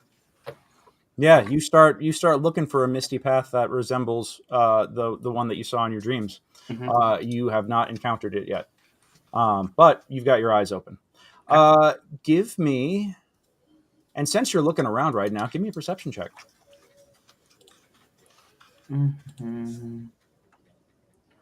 18. Everybody else, give me a perception check too, real quick, with disadvantage.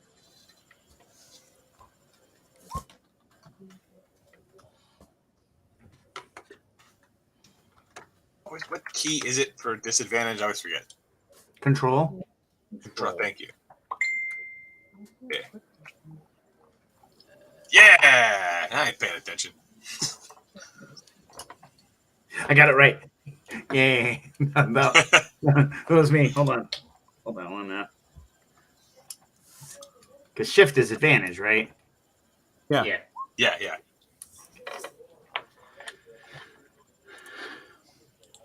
Is it a visual perception thing?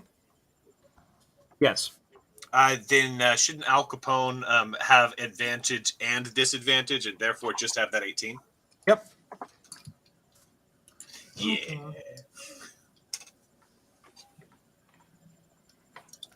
I really want Al Capone to just have an 18, guys. Yeah, Al Capone sees it, but he doesn't.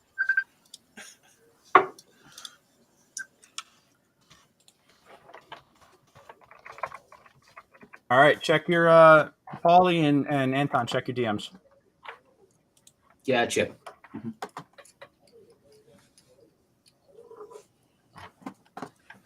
The rest of you guys are all kind of walking quietly. Gamdar. I stop. Yeah. All right. I do. Hey, we got a I'm gonna do a little religion check real quick. Yeah, religion or nature. Nature. That's only a 10. Nope. In a hushed tone, I'm like, hey guys, some of these trees got faces, and Owlie Just is one. pretty sure. Just one. Oh, yeah. There's a tree with a face, and Owlie is pretty sure its eye just moved. So I don't know if this is like a nature god thing or some sort of like tree Weird. creature. Like a cyclops face that only has one eye, or like lazy eye, only Which one tree? of its eyes moved. I point to where Owl saw the tree. I don't like this. Gamdar approaches it and looks at it, and as you all take a look at it, it actually looks like those of you with a decent nature score, you notice that this looks like a carving that had healed and almost scabbed over with fresh barkskin, like this was something that had been carved in hundreds of years ago and had overgrown and healed itself, but it shapes itself into a face. And yeah, as you look at it, the more you look at it, it does have like this kind of like illusionary element to it, like the eye kind of like almost looking like it almost blinked, but you don't see anything moving, you don't see anything, but you do know that and Gamdar kind of confirms this as he just shakes his head and he says, superstitions of ancient religions. This is what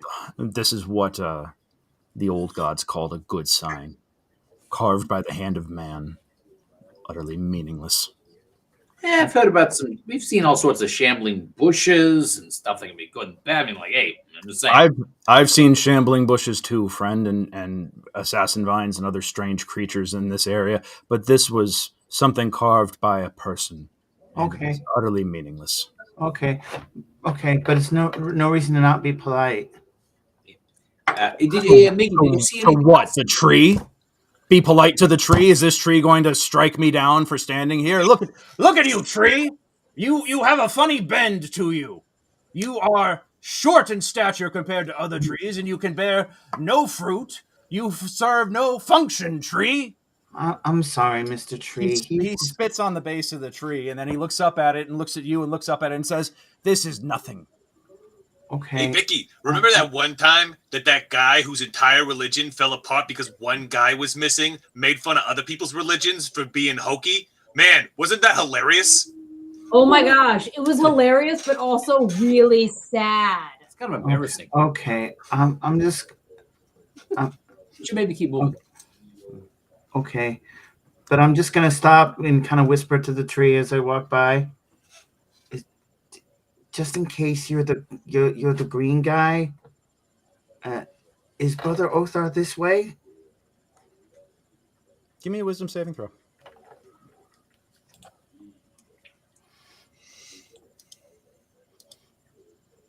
$14.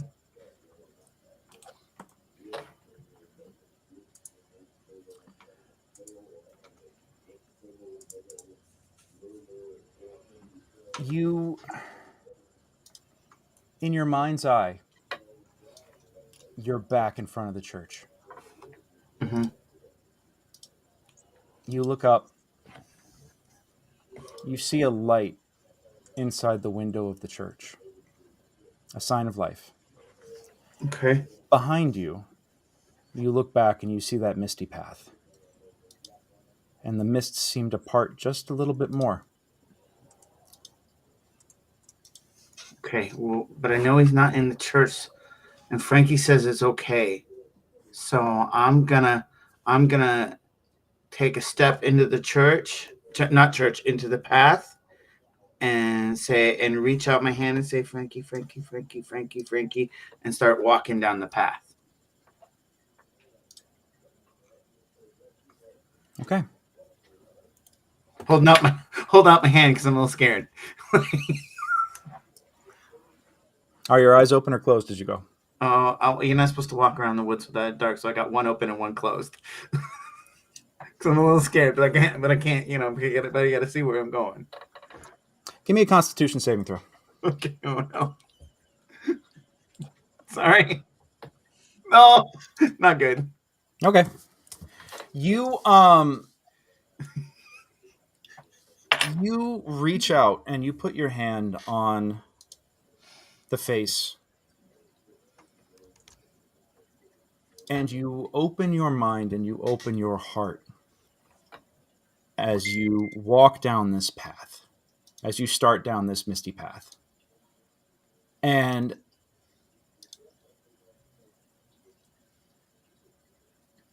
you hear in the back of your mind, you don't even hear anything, you just feel that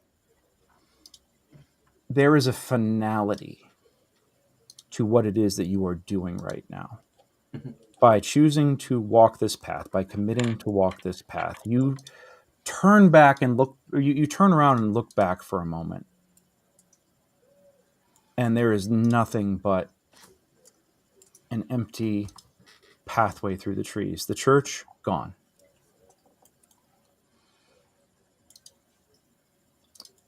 And there is a profound sadness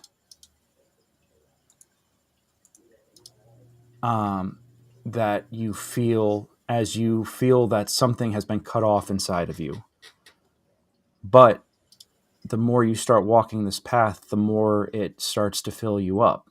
You feel that void being replenished, being being filled again. And you walk more and you walk more and you just suddenly are running forward. And you feel like your soul overflowing with connection. It's new, it's strange, it's different. It is good. And you keep running and you keep running and you keep feeling like this charge coming up through you, but the charge, after a little while, hits that ceiling. You feel full, you feel fulfilled, you feel content, and you feel at one and connected to a greater power. And you feel joyous until the feeling doesn't stop. And you start to feel a little out of sorts, a little out of balance, and it grows more and more. And suddenly you feel like you're being crushed beneath the weight of this new connection. The secrets of nature that are being unlocked inside of you are causing you to you in your mind, you stop running and start like hold up for a second. And you go to turn around, but you can't. You find that you're being weighted down suddenly by just this power that is surging, that is both crushing you from the outside and surging out from you from the inside. And you can't get equilibrium. What the rest of the party sees is that you reach out, you touch the tree, you lock eyes with it. You all see the eyes of the tree open. You hear some sort of word or phrase in some long-forgotten tongue be spoken. Miggy's hand is stuck to the tree. He can't move it. He can't release it. He's not even trying, though, but you actually see him starting to seize and flail. And finally, after a moment that felt like a millennia, his eyes roll into the back of his head and he collapses unconscious.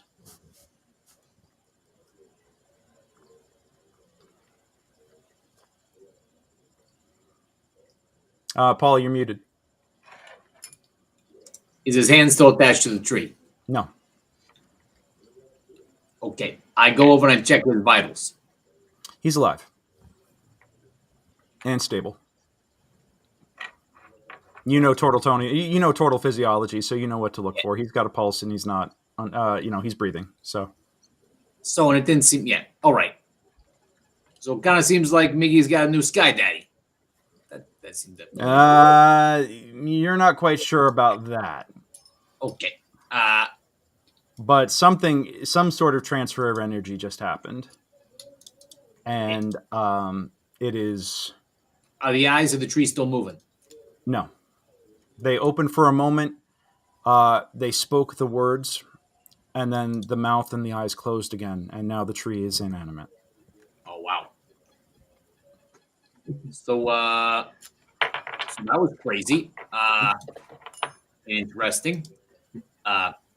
Frankie, are you carrying him, or should I? Well, we. Oh yeah, no, I got him. I'll put him up on his like a backpack. Exactly. Put his little head down into the shell. Come on, man.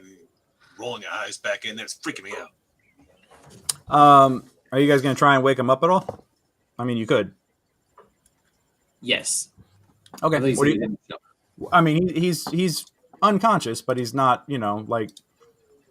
Let's see. Do we got smelling salts? I think we used to. If you have a healer's kit, I would say that you probably do have smelling salts in there. I have a bunch of them on my pouches. Okay. I have an entire bag. Yeah. I have like a couple sacks strapped to my shell, like as like webbing pouches type of things. Yeah. So I grabbed one of his smelling salts and I put it under his nose. Okay. Give me another con save, Miggy. Ooh. That'd be 17. Okay. Yeah, this time you get this pungent aroma in your nose, and you just like the light switch just flips back on, and you're like, ah! Ow! Coffee. Yeah. Hey, buddy. Hey, don't touch that tree. Okay. You have a good meeting, or what happened? I literally don't know even how to explain it to you. Okay, should we keep moving? Okay. Okay. Yeah.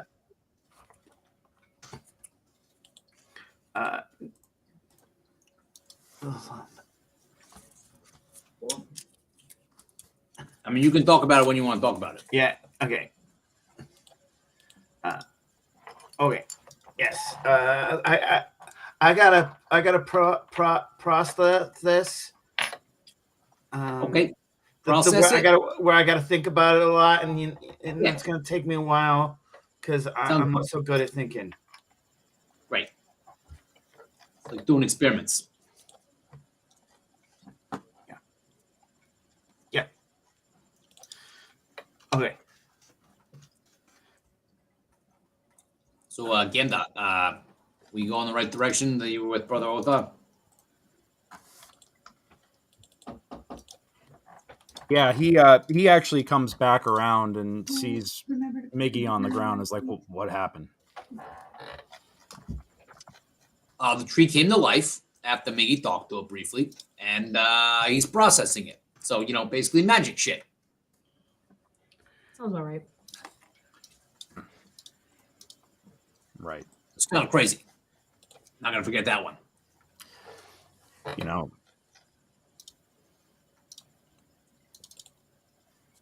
I think I've had about enough of all of your jokes at this point.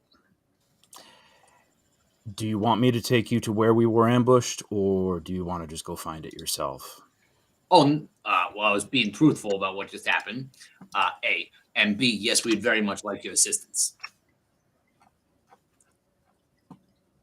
Because, anytime somebody needs help, that's what we do.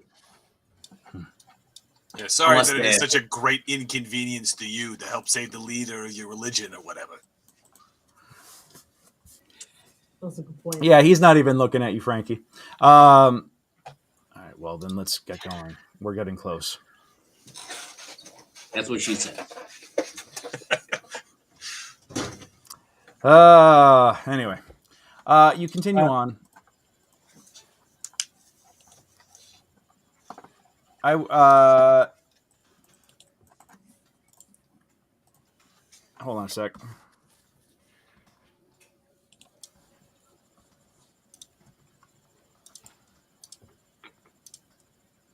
figuring out Sky Daddy stuff in DMs right now. Hold on. Hi, Daddy.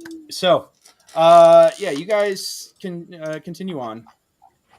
And after probably about another 30 or 40 minutes of walking, you come upon a clearing that looks like it has seen... this is not a natural clearing. You actually do see what looks to be the remnants of a smoking crater almost. Or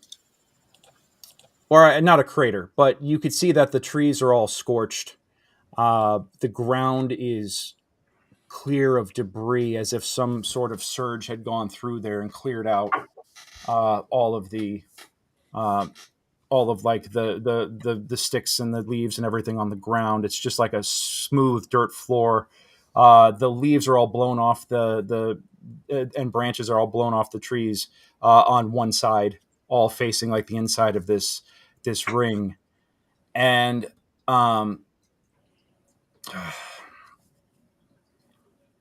Gamdar comes to the edge of it and just looks out with this despondent expression. And he says, "Here." Okay. So talk us through it. This is where you guys fell back. Is this Brother Otha dropped some fireballs, or? It happened so fast.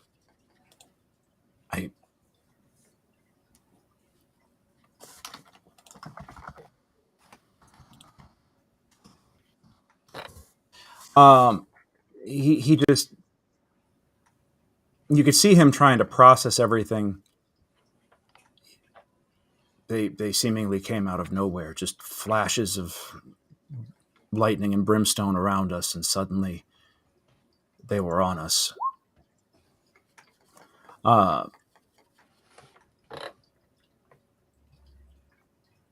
Two of them, great, large demons of bone.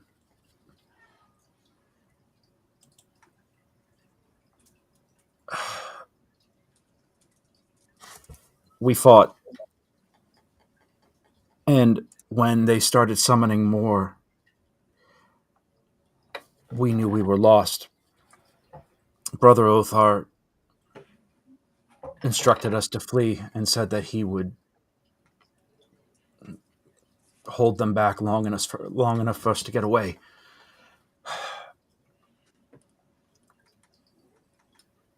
All we saw was a flash. And when we came back, the shockwave. There was a shockwave. There was a shockwave so powerful that it threw all of us off of our feet, even though we were fleeing. I don't know how long I was down for. All I do know is that when I woke up, when I got up, we were all splayed and strewn about the field here back in the trees. And when we came back, you can see, looking here, the point of origin of the blast in the center of the field. It looks like two footprints, humanoid, in the patterns of a boot. Give me survival checks.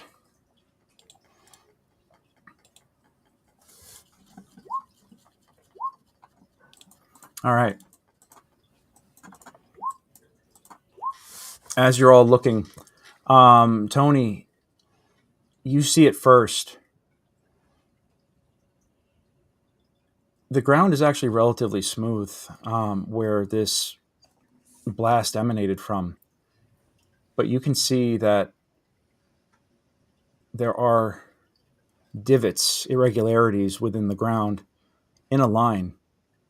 And you're only picking up on them because some of them fall outside of a long, smooth patch that you didn't really notice before because it blends in pretty well with the rest of the ground.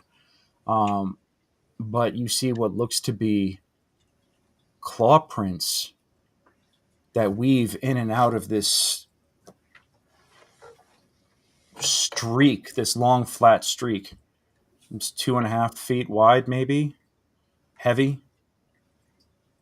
Give me an insight. Anton, you and Kassan both notice it pretty quickly as he's looking at the ground. How big are they? How big are the paw prints compared to the giant werewolfy things I saw in the vision dream at the house? Bigger. Bigger. Okay. Bigger. These are large. Well, it's not prints. It's not a werewolf. No, it certainly is not. Does anybody recognize these prints? So What prints? They're right here. Yeah. It's claw marks. Those left by those bone demons you were talking about. How big were they? Maybe. They were large. 10 feet tall, easy. I'm about 6 feet, so this was almost 1.5 of me, almost 2 of me. Yeah. Sometimes bigger things look bigger than they are when they're scary and trying to kill you. But no, I'm not calling you a liar or nothing. I just sometimes we're not always the best judge. I get it wrong all the time. But we're going to do everything we can to find it because, well, the fact is there's no corpse here. That's a good thing. So that's hope, right? Well, Sister Celia argues that if he truly channeled the will of Yig, there would probably be nothing left. Well, but maybe, Tony, Yeah. you think that that's a decently wide drag mark? It seems like someone got dragged away from here, so I'm thinking they. I mean, whether he's alive or not, they drove something away from here, and if I recall, Brother Othar's not a small guy. No, he's very solidly built for a human. So you're telling. So what do we think took him? Well, something big. I don't know. Let's see. I mean, with in this area. I mean, anything in this area with the nature 13, like this seems. These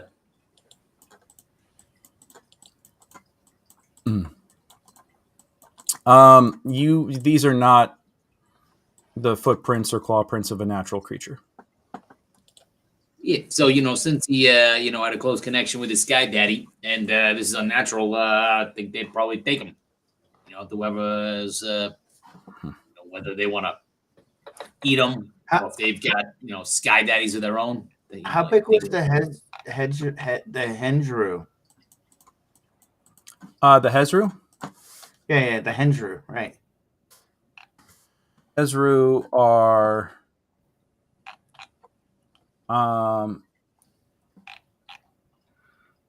they're large. They match about the size here, but they are not. These are like bony, and these are like bony claw prints, and the footprints here don't match what you've seen from the Hezru. The Hezru have like a different shape to them. They've got if I recall correctly, they have like a webbed foot. No, they have elongated toes with they have 3 elongated toes with claws on the end of them, and this just seems like 4 points, 3 in the front, 1 in the back, like as if they were walking on 4 stiletto points.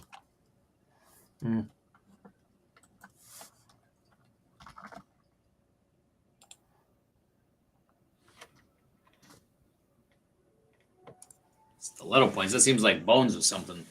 Yeah. What do you think, Frankie? What do you think, Kasan? I mean, Sounds like those bone demons he was talking about that attacked him. I mean, the good news, if they can't took him alive, it probably mean like I don't know. The bone creatures need to, eat. So better than like wolves or something. Well, is there any way to tell if he was alive or dead? Follow the drag mark, see if it leads somewhere. I mean, I get in here, and like look it up real good. And are there any animals nearby? No, Okay. there are not. Matter of fact, Miggy, being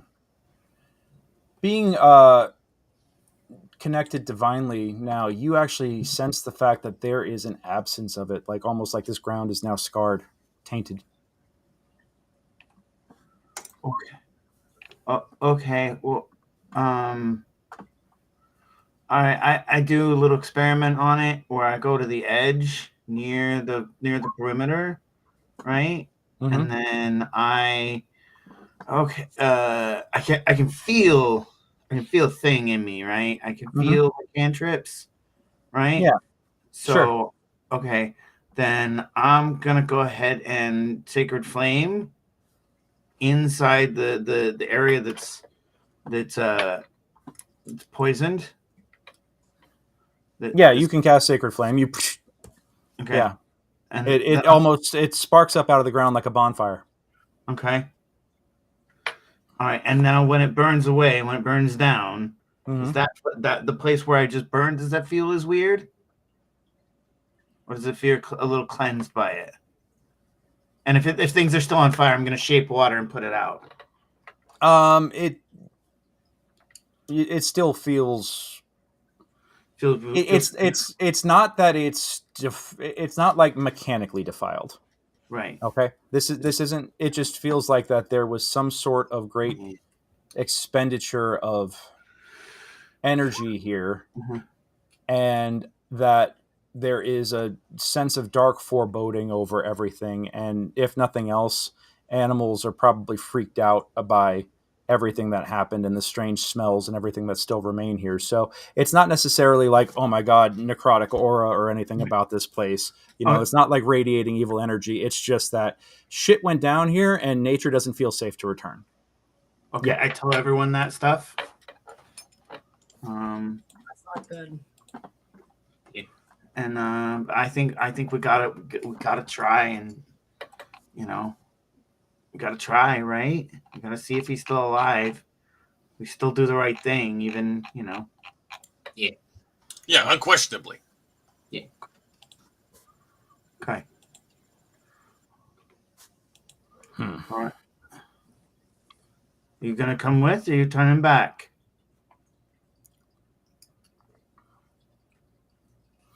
Of course I'm going to come with you. Okay. After all, we have a common interest. Okay, good. Stay behind Frankie. He'll help keep you alive. I think we distracted by any more sentient bridges. I think we both know that that's probably not going to happen, but that's okay. Oh no! See, here's the thing. Miggy has asked me to make a commitment in this moment, and I honor my commitments. It's a whole thing where you commit to things and then do the thing that you say you're gonna do. Kind of like leading people, or perhaps swearing loyalty, or maybe protecting family or brothers or things like that. So yeah, I'm gonna keep you safe. I think you're giving that lesson to the wrong individual here, my friend. I'm not the one who broke my oath. Isn't the whole thing supposed to be helping people? Like all people? Yeah. I mean, that's what they said from where we're from, but hey, It's okay. Maybe You can keep talking all you want, bold one, but Ooh, I like that. I know. That's a good name, bold one. Yeah. I know the rest of the accolades. I know where I stand, and I know where your brother stands. And I'm right here. he once stood with us, and he chose to leave. And he chose to break his commitment to the Church of St. Diego. That is not my fault, nor it is my responsibility. And as a result, I don't owe anything to Oathbreakers, but I do owe something to my high priest. Well, that's real funny considering. Yeah, just that, to be like, clear, he's just been trying to help people, and then he was abandoned by your god. Yeah, and on top of that, like the moment that we asked for your help, you were very reluctant to give it. We had to pay you a lot of money, and now you're like, "Oh, I'm very committed to making sure that I uphold my oath, and everybody else who doesn't do it is a bad person." Okay. Your selective definitions of the events that transpired today interest me not. Are we going to keep walking, or are we going to... We're waiting on you. Yeah. And we just start going. Yeah, if we want protection, you're gonna need to stay nearby. Right.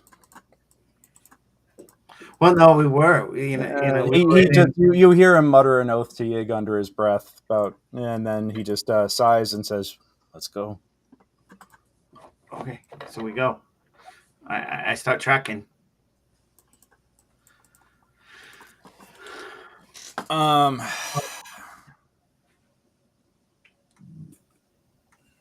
Hold on a second. I'm responding to a question. Mm-hmm.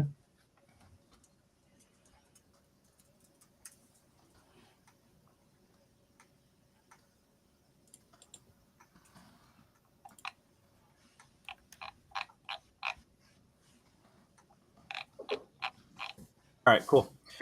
So yeah, you continue on.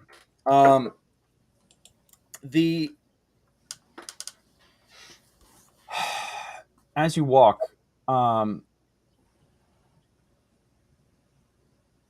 you notice in the trail that you're walking that there is a different kind of, for lack of a better term, there's a different kind of rot or taint on this path. That where you're walking actually is kind of easy to follow, because there is a very distinct corridor where the grass is dead, branches are fallen, trees are dead, leaves have browned, and it becomes more and more distinct and easier for you to pick it up as you go. And the drag marks go straight down it. You go up over, you approach a rise, and you actually see the drag marks go. I send Al Capone forward. Hey, you guys notice that I'm kind of sensing it. I don't know if there's anybody else. There's a giant taint right here. And I just look at our companion here very pointedly. Huge taint. In this general direction over here towards him. Yeah. Weird. You sent it too. Yeah. Mm-hmm. Better be on the lookout. I felt it for a little while, but now that you're pointing it out, it's like distinctly in this area. I don't even know.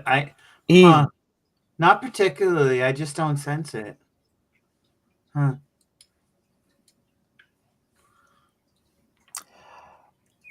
Yeah, at this point, Gamdar is just looks at you both, and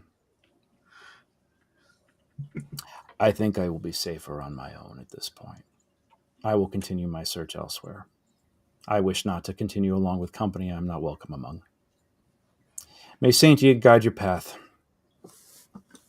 And he turns and walks off. Should we prevent him from dying, given that he is going off on his own? I mean, he is making his own decisions. Yeah. Okay. I mean, he's an adult. I mean, if he wants to paint himself. You guys were really rude. Well, he was very rude to you, so I mean, make it right.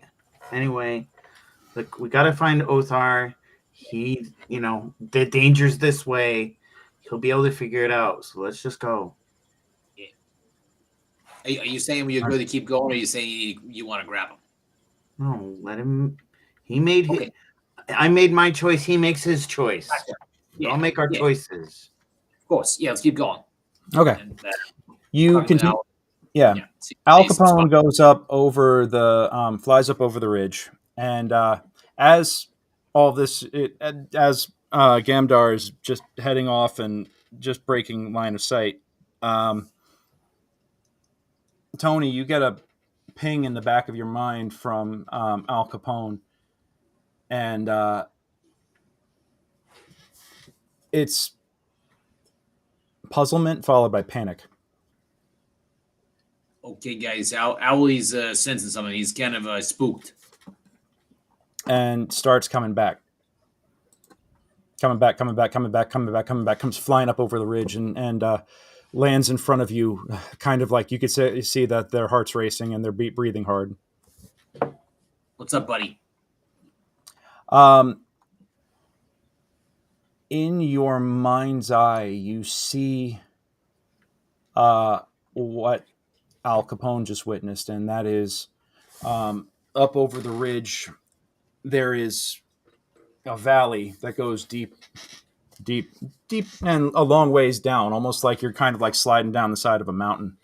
And in like a crevasse, there's a blot of darkness, even though, and yes, now you are in a place where there is persistent fog. There's unnatural fog that hangs low to these grounds. But even still, with their keen eyes, they could see like preternatural darkness just looming in this one particular area.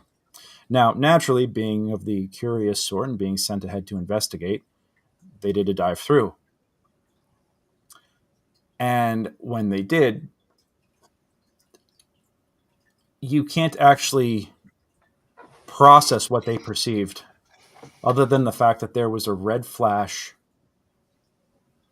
a lot of heat, and a sense that they were not alone. Like you went through a gate, like a portal, and then came back, or just that there was something there. You're looking through their memory, and it's not clear. That is the impression that you get. You hear the sound of like some kind of grinding sound, and like I said, like a gout of heat, and you see lines of bright, almost like white hot heat in the ground. Gotcha. I relay this to the team.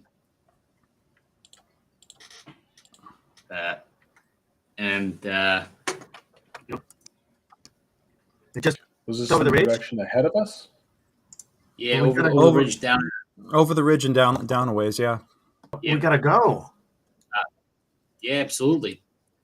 I cast a level 1 spell for creating another Arcane thing. Eldritch cannon that pops up. That pop up on Kassan's shoulder of the not the fire, but the force ballista. As we Okay. move forward.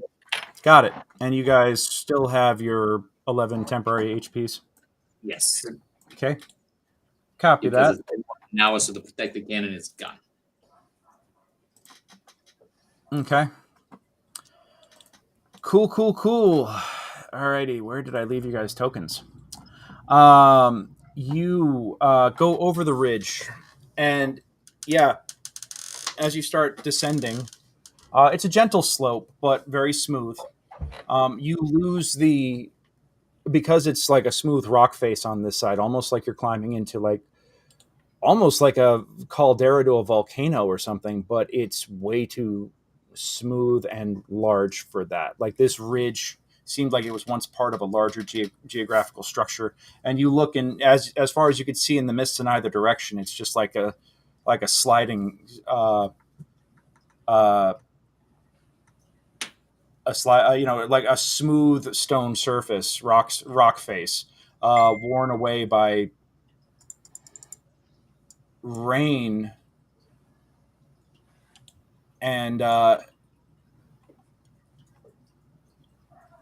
give me, Anton, with your passive perception, actually, you see near the top what has to be a smudge of blood Mm-hmm. at the ridge, at the top of the ridge, where the drag marks end. Oh, Like okay. something was rested there for a moment, and there was a pool of and like it's a pool of dried blood. Looks pretty recent. We gotta go. Hurry. Okay. Knowing what Al Capone has seen is a big help here because you know the general direction of where it is that you're going. The drag marks stop at this point, and you don't have any sort of ground navigation ground navigation to follow because the ground is too smooth. But you start heading, following Al's lead, and probably running, I'd say 20, 30 minutes down back into the trees, back into like this forested ridge, like lower part of this stone ridge. Right. And you can actually sense, Miggy, can sense a blight in the earth ahead, probably 100 yards. And you see, looking forward, you can't quite see through the fog, but you get a sense through the fog that there is forest, a blip, and forest, more forest. And as you start running towards it, you notice that as you get to the point where you could start seeing through the fog, you see that there is a dip in the ground, almost like a hole in the earth. And the trees, the forest continues on the other side. But in the meantime, you originally look at the surface of this gap and you think, oh, it's got to be water or something. But as you approach it, you realize that it's nothing but darkness. It is a dark hole, almost as if the surface of if the surface of the stone face was painted with Vanta black. That's what it looks like. There's no sense of dimension. There is just a black field where the stone should continue or it should drop. You're not sure. There's no sense of dimension here. It just is a giant. It's a black field, probably about almost 200 feet by 200 feet. And you all stop at the edge of it. Okay. Well, I touch my shield and bring it to light. The light can't pierce it. Wow. I'm going to use my magical awareness to see if this is a spell or a magic item. You definitely sense an aura of magic about this. Hold on a second.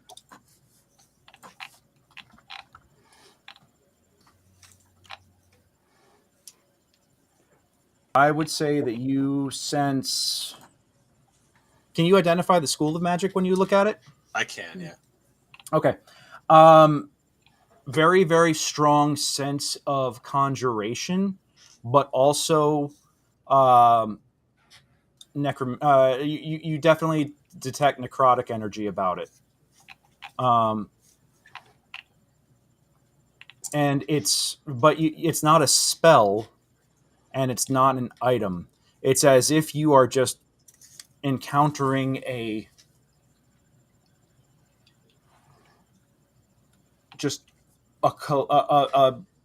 pool of raw energy.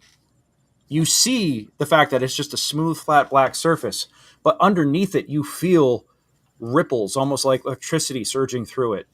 And it's unnerving because as you're... This almost is almost too much chaos for Frankie. Yeah. This is enough to give Frankie pause.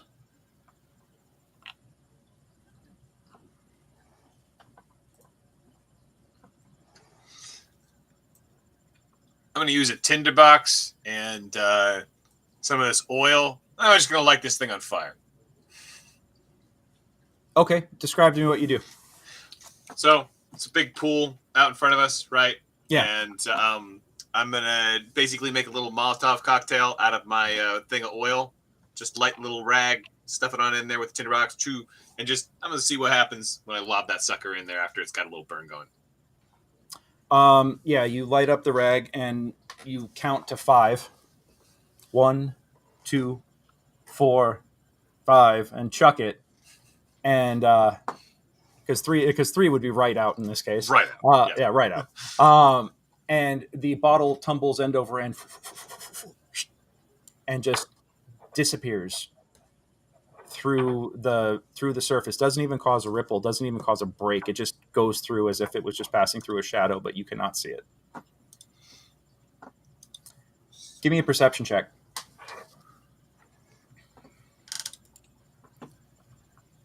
Nat 20. Nat 20. After a couple 25. after a couple of seconds, you swear that you could hear shattering glass. Okay.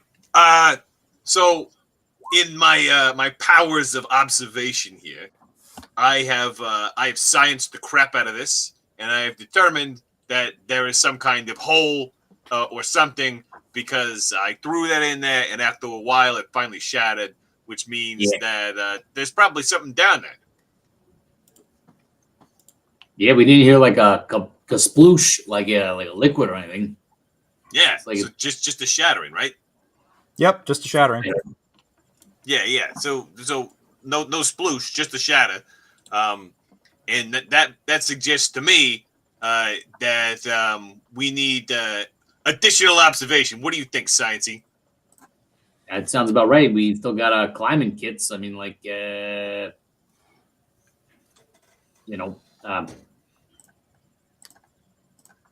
mean, Owly, you willing to dive down in there again, or tell us what's down there, or? Give me a. Yeah, you get the sense that they're not willing to go by themselves. You'd have to give me a really high persuasion check. What if Tiny Tony rides with you? Give me a persuasion with advantage. It's still a high DC, but I'll give you 2 rolls on it.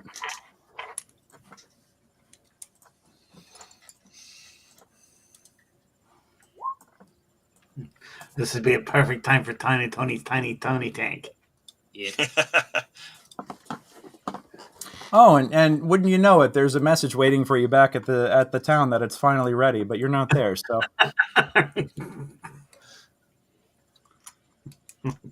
All the materials, the rare materials have finally arrived for Tiny Tony's Tiny Tony tank.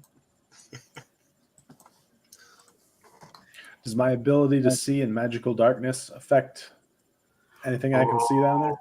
Oh yeah. I will tell you this, Mr. Matt. That is an excellent question. Yeah. You know what? It's 9:40. I need to take a 2-minute break real quick, but as soon as I'm back, I will tell you exactly what it is that you see. Love it. All right. All Give me right. one. Thank you. Be right back.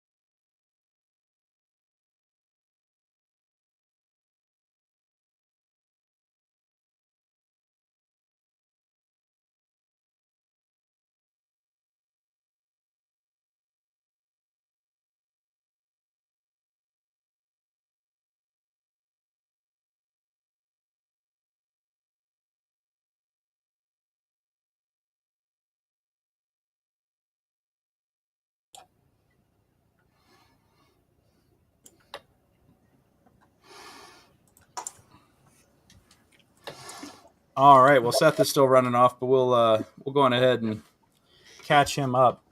Yeah. So Kasan, you take a minute and focus your abilities, and you look into the darkness, and what you see isn't much, but you do see what looks to be like a drop, a sharp drop,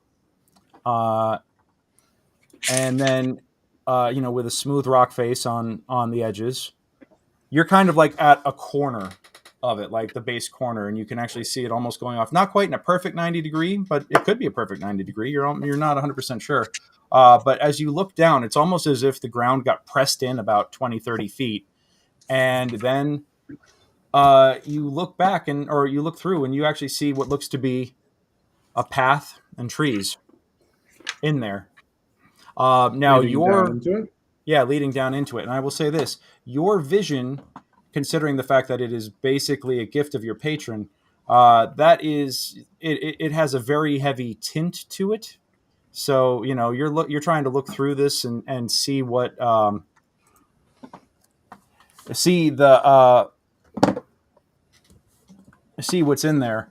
It is definitely magical darkness, but you are able to see a little bit through this, and it's got a very like red tint to whatever it is you're looking at. But that's just a normal byproduct of your vision in this state. Okay. Okay. Yep. So, but you do see what looks to be stone stairs and a path. I will relay this to the team and guide us toward the stairs if that is what we want to do. Yeah, I think so. We gotta see if it seems to be where the bad stuff would take a good guy. Okay. Cool. What's your marching order? I'm the Guess caboose. I'll probably be going first. Okay. So Kasan first, and then Vicky in the rear. Frankie, where's Yep. Frankie? Oh, Frankie's not back yet. Tony and Miggy, where are you guys at in the order? I'm So second to last. I'm right behind Frankie, who's behind Kasan. Got it. And then Tony, you're between Vicky and Miggy. Correct. Got it. Okay.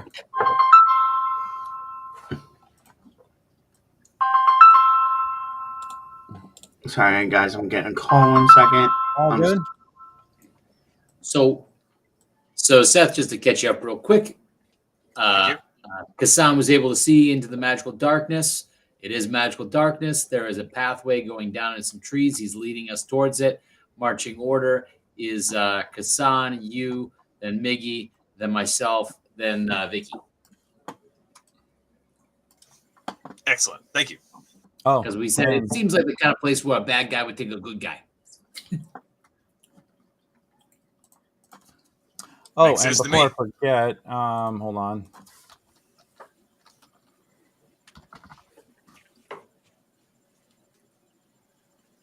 Where's my?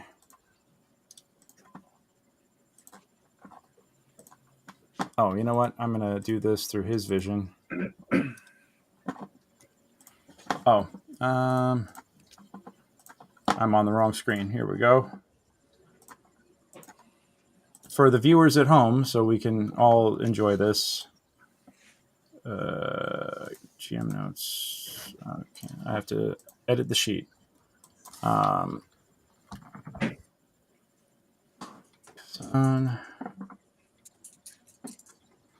Oh, perfect. All right, Mastermind's already on there. Cool. So Mastermind's got Matt. You're basically seeing what I think you're seeing here, right? You got like a very faint view of everything. Yes. Okay. Cool. And as the rest of you come in here, who's got a light? Who wants to fire up light sources? Oh, you know I got my glowing balls. And I got my moon touch longsword. Okay. And usually Miggy would light up. Now, I mean, he can light up my diamond necklace. So I have my. He's not here, but I think he would do that. Yeah. Hold on.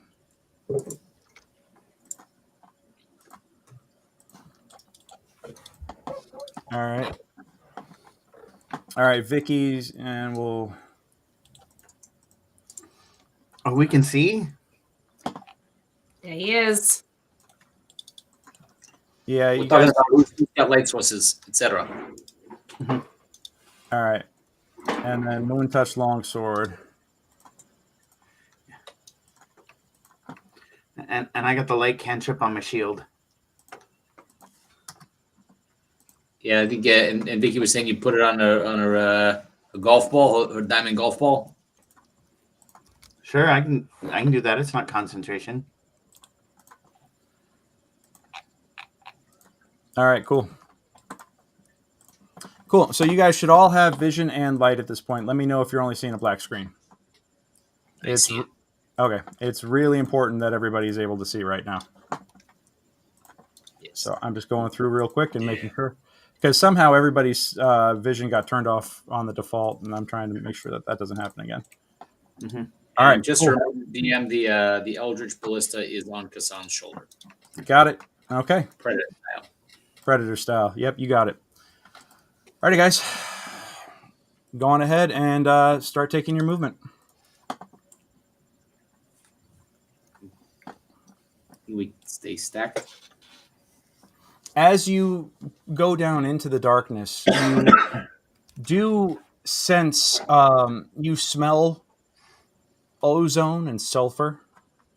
The ground here, although the map has everything green and lush, the ground is actually blackened and scorched. The trees are burned away. There are no leaves. It's just bare branches. Most of them are kind of smoked.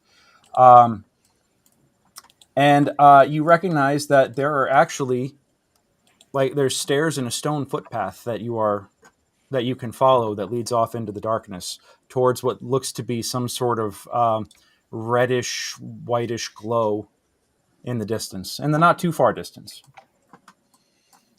I would like to use my survival to see if there are any other drag marks between these this stone pathway through the dirt that might indicate that Brother Othar was dragged through this way. It's actually smooth like glass.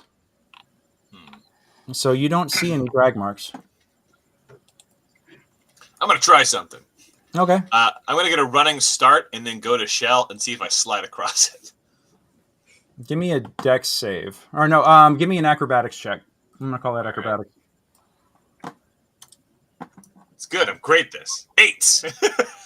You actually go about a good 5 feet. All right. So it looks glassy, but it's not frictionless.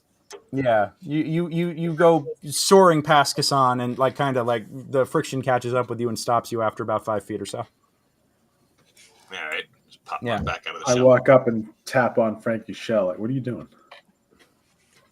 I am testing the levels at which we may slide around. This could be important in the future. Oh, okay. Good thinking.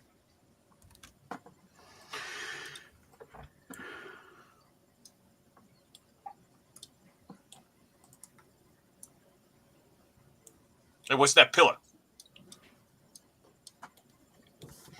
You see a pillar. It is right angles, stone, black obsidian with runes carved into it. Very, very precise, very smooth edges, ornate, almost Romanesque. But there are no equivalences. There's no equivalence to the Romans in this world, so it seems kind of out of place. But Miggy, religion check.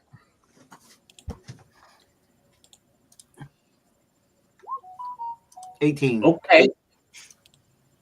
I passed the religion check. Yeah. Yes.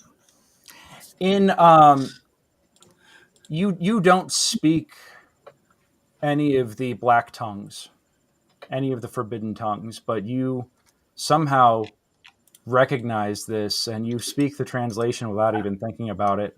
I speak deep speech.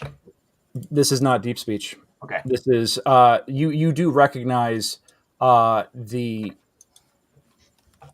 you're not 100% sure. Actually, the second you translate and you say it out loud, it says, "Hell is empty and all the devils are here." Oh, well, that's good. At least we know where they are. Absolutely. Yeah. But you actually do recognize that to be an infernal. Mm. It is an infernal carving. This is a blight against nature, and it is a blight against life and the light. Oh, so this is bad. I don't like it. Yeah, and I will say that as you can see, the steps seem to be leading into something, and this pillar seems to mark the edge of it. That glow in the center is still present. So, I mean, other than meant to scare the shit out of us, I think this pillar is a barrier. Like, saying this is not inside, now inside. Like a doormat. Greg, I don't know if Except- it matters for my token's vision, but my dark vision extends 120 feet. Oh yeah, you can see into the good stuff. Hold, everybody freeze for a second. Into the good stuff.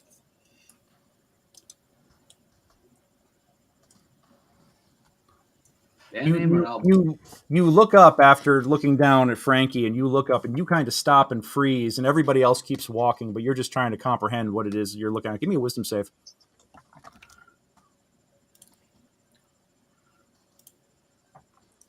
15. Good. Okay, so you managed to avoid that. All right.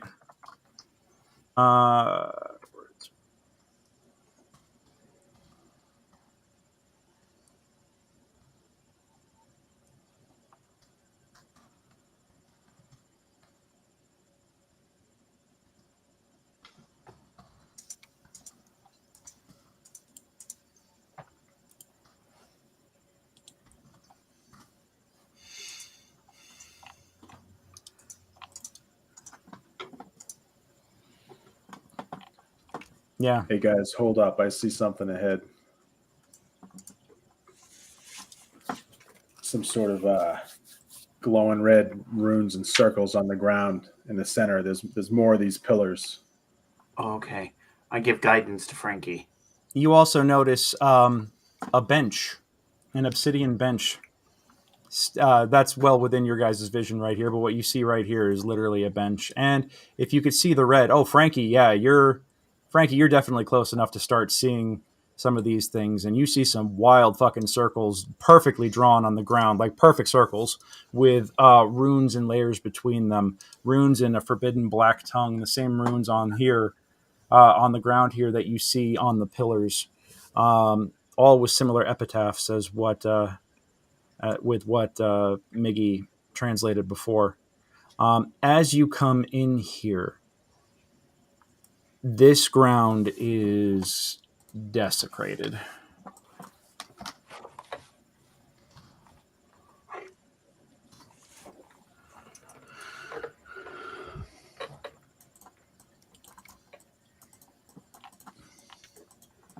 I gotta say, I appreciate the artwork. The fact that we have some perfect circles here, like that is no small effort on the part of the designer. But if they're evil, I'm just gonna mess them up.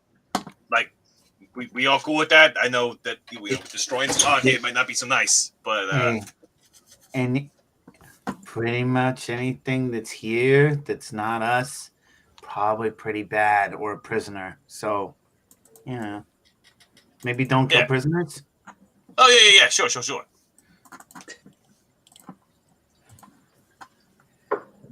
All right. Are you guys using any other sort of magical senses or detection or anything like that? Well, I don't got nothing. No, but I would like to get big. Okay.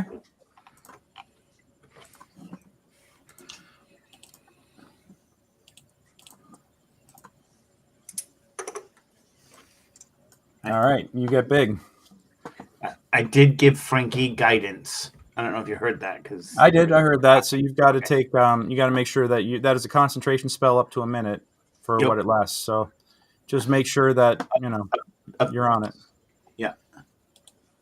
Remember those sledgehammers from a really long time ago when we were doing some grave robbing, and we had to smash through those weird little mausoleum things? Oh yeah, here I got one. Yeah. I'm going to take that sledgehammer. I'm going to smash that bench. Just boom, bam. All right, give me an attack Crack roll. it right down the center.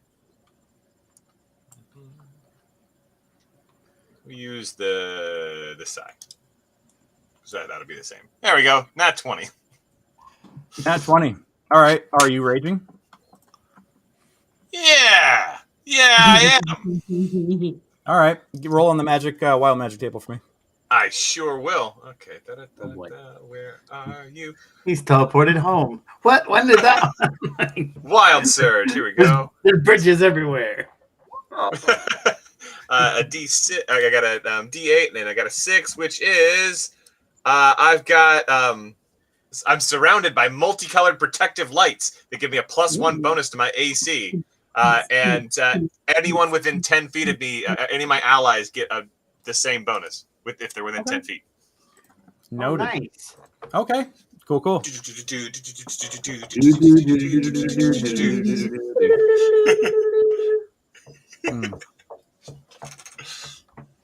So bench. Okay. Smack. Yeah, you roll your damage for that. All right. What should I roll for the sledgehammer? Because that's a tool. Same as a warhammer in this case, because you're using it against an object, which is what it's supposed to be used against. That'd be a D10 two-handed. Sure. All right. So here is my D10. Come on, roll the thing. D10. So that's 9 plus my strength modifier, which is a 4 plus my rage. Another 2. 9, 4, and 2. That's 15. Yeah, you Crit, right? So you it's bring the 10. sledgehammer. Oh, it's a crit. Yeah, that's right. Oh So shit. 25. Yeah, so 25 points of damage. Yeah, you literally bring the sledgehammer down and you smash the obsidian bench. It shatters and it caves in half. Stone comes flying, or little obsidian razor shards kind of like go shooting off in every direction. You slam it so hard though, you actually snap the sledgehammer at the halfway up the haft. Halfway up the handle, it snaps. And the head also goes soaring off after it pancakes into the ground. So you destroy the bench and the hammer, and you do that, and everything's quiet for a second, and then at that point, you feel that it's really quiet.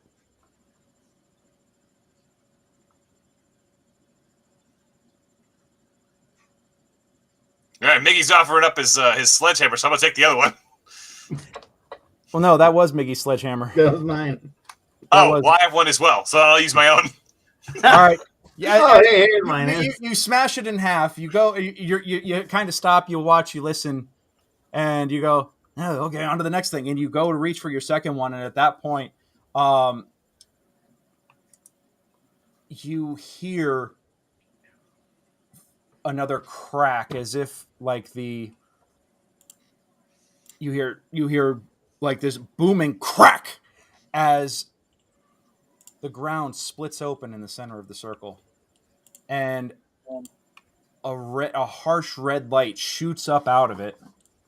I need everybody to roll for initiative. Boo, boo, boo. 4. 6.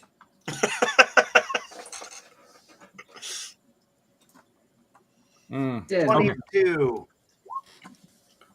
All right. 4, 6, 22. Okay, hold on a second.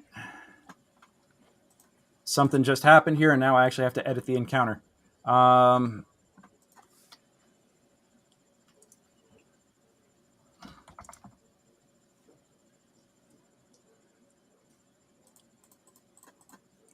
Oh boy. All right, cool. Yeah.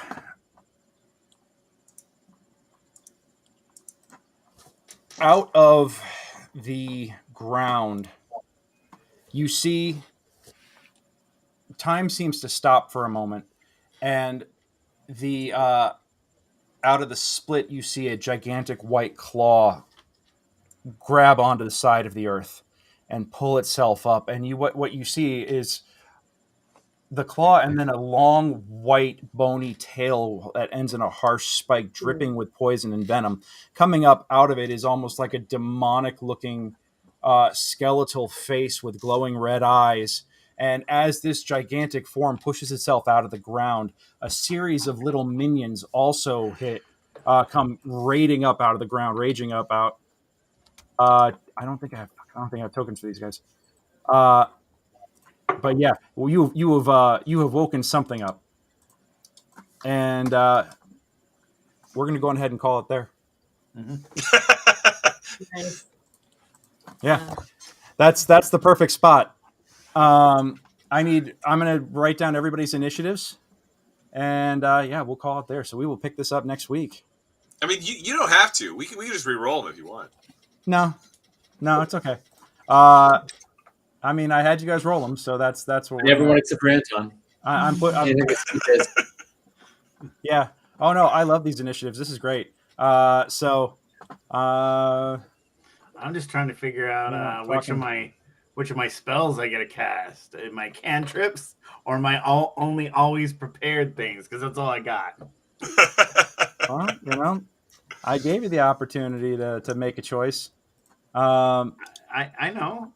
Oh, yep. I knew exactly what it was. The problem is I'm playing, it's like, well, this is. I understand. You were role playing the character, and as a matter of fact, take inspiration for excellent role play on that. Thank you. As we go into this fight. Okay. Yeah. So we'll go ahead and pick this up again next week. But yeah. Thank you all so much for tuning in tonight. Definitely wonderful seeing folks watching this evening. I can see that we've had a lot of folks coming in and out all night long. So thank you so much for joining us. Once again, I have been DM Greg. This has been Secrets of the Barrowmaze. And we will see you next year. It'll be the first session of 2023. Very excited for it. It's going to be a good time. Yeah. And in the meantime, if you want to come and join the campaign, you can join us at secretsofthebarrowmaze.com. So once again, I have been DM Greg. This has been the Turtle Tonys. You have been you. We will see you soon. And until then, be good to yourself. Have a great end of the year. Take some time. Enjoy this week. Recharge. Get ready to kick 2023 right in the teeth when you get it started. And until then, roll them 20s. Good night, all.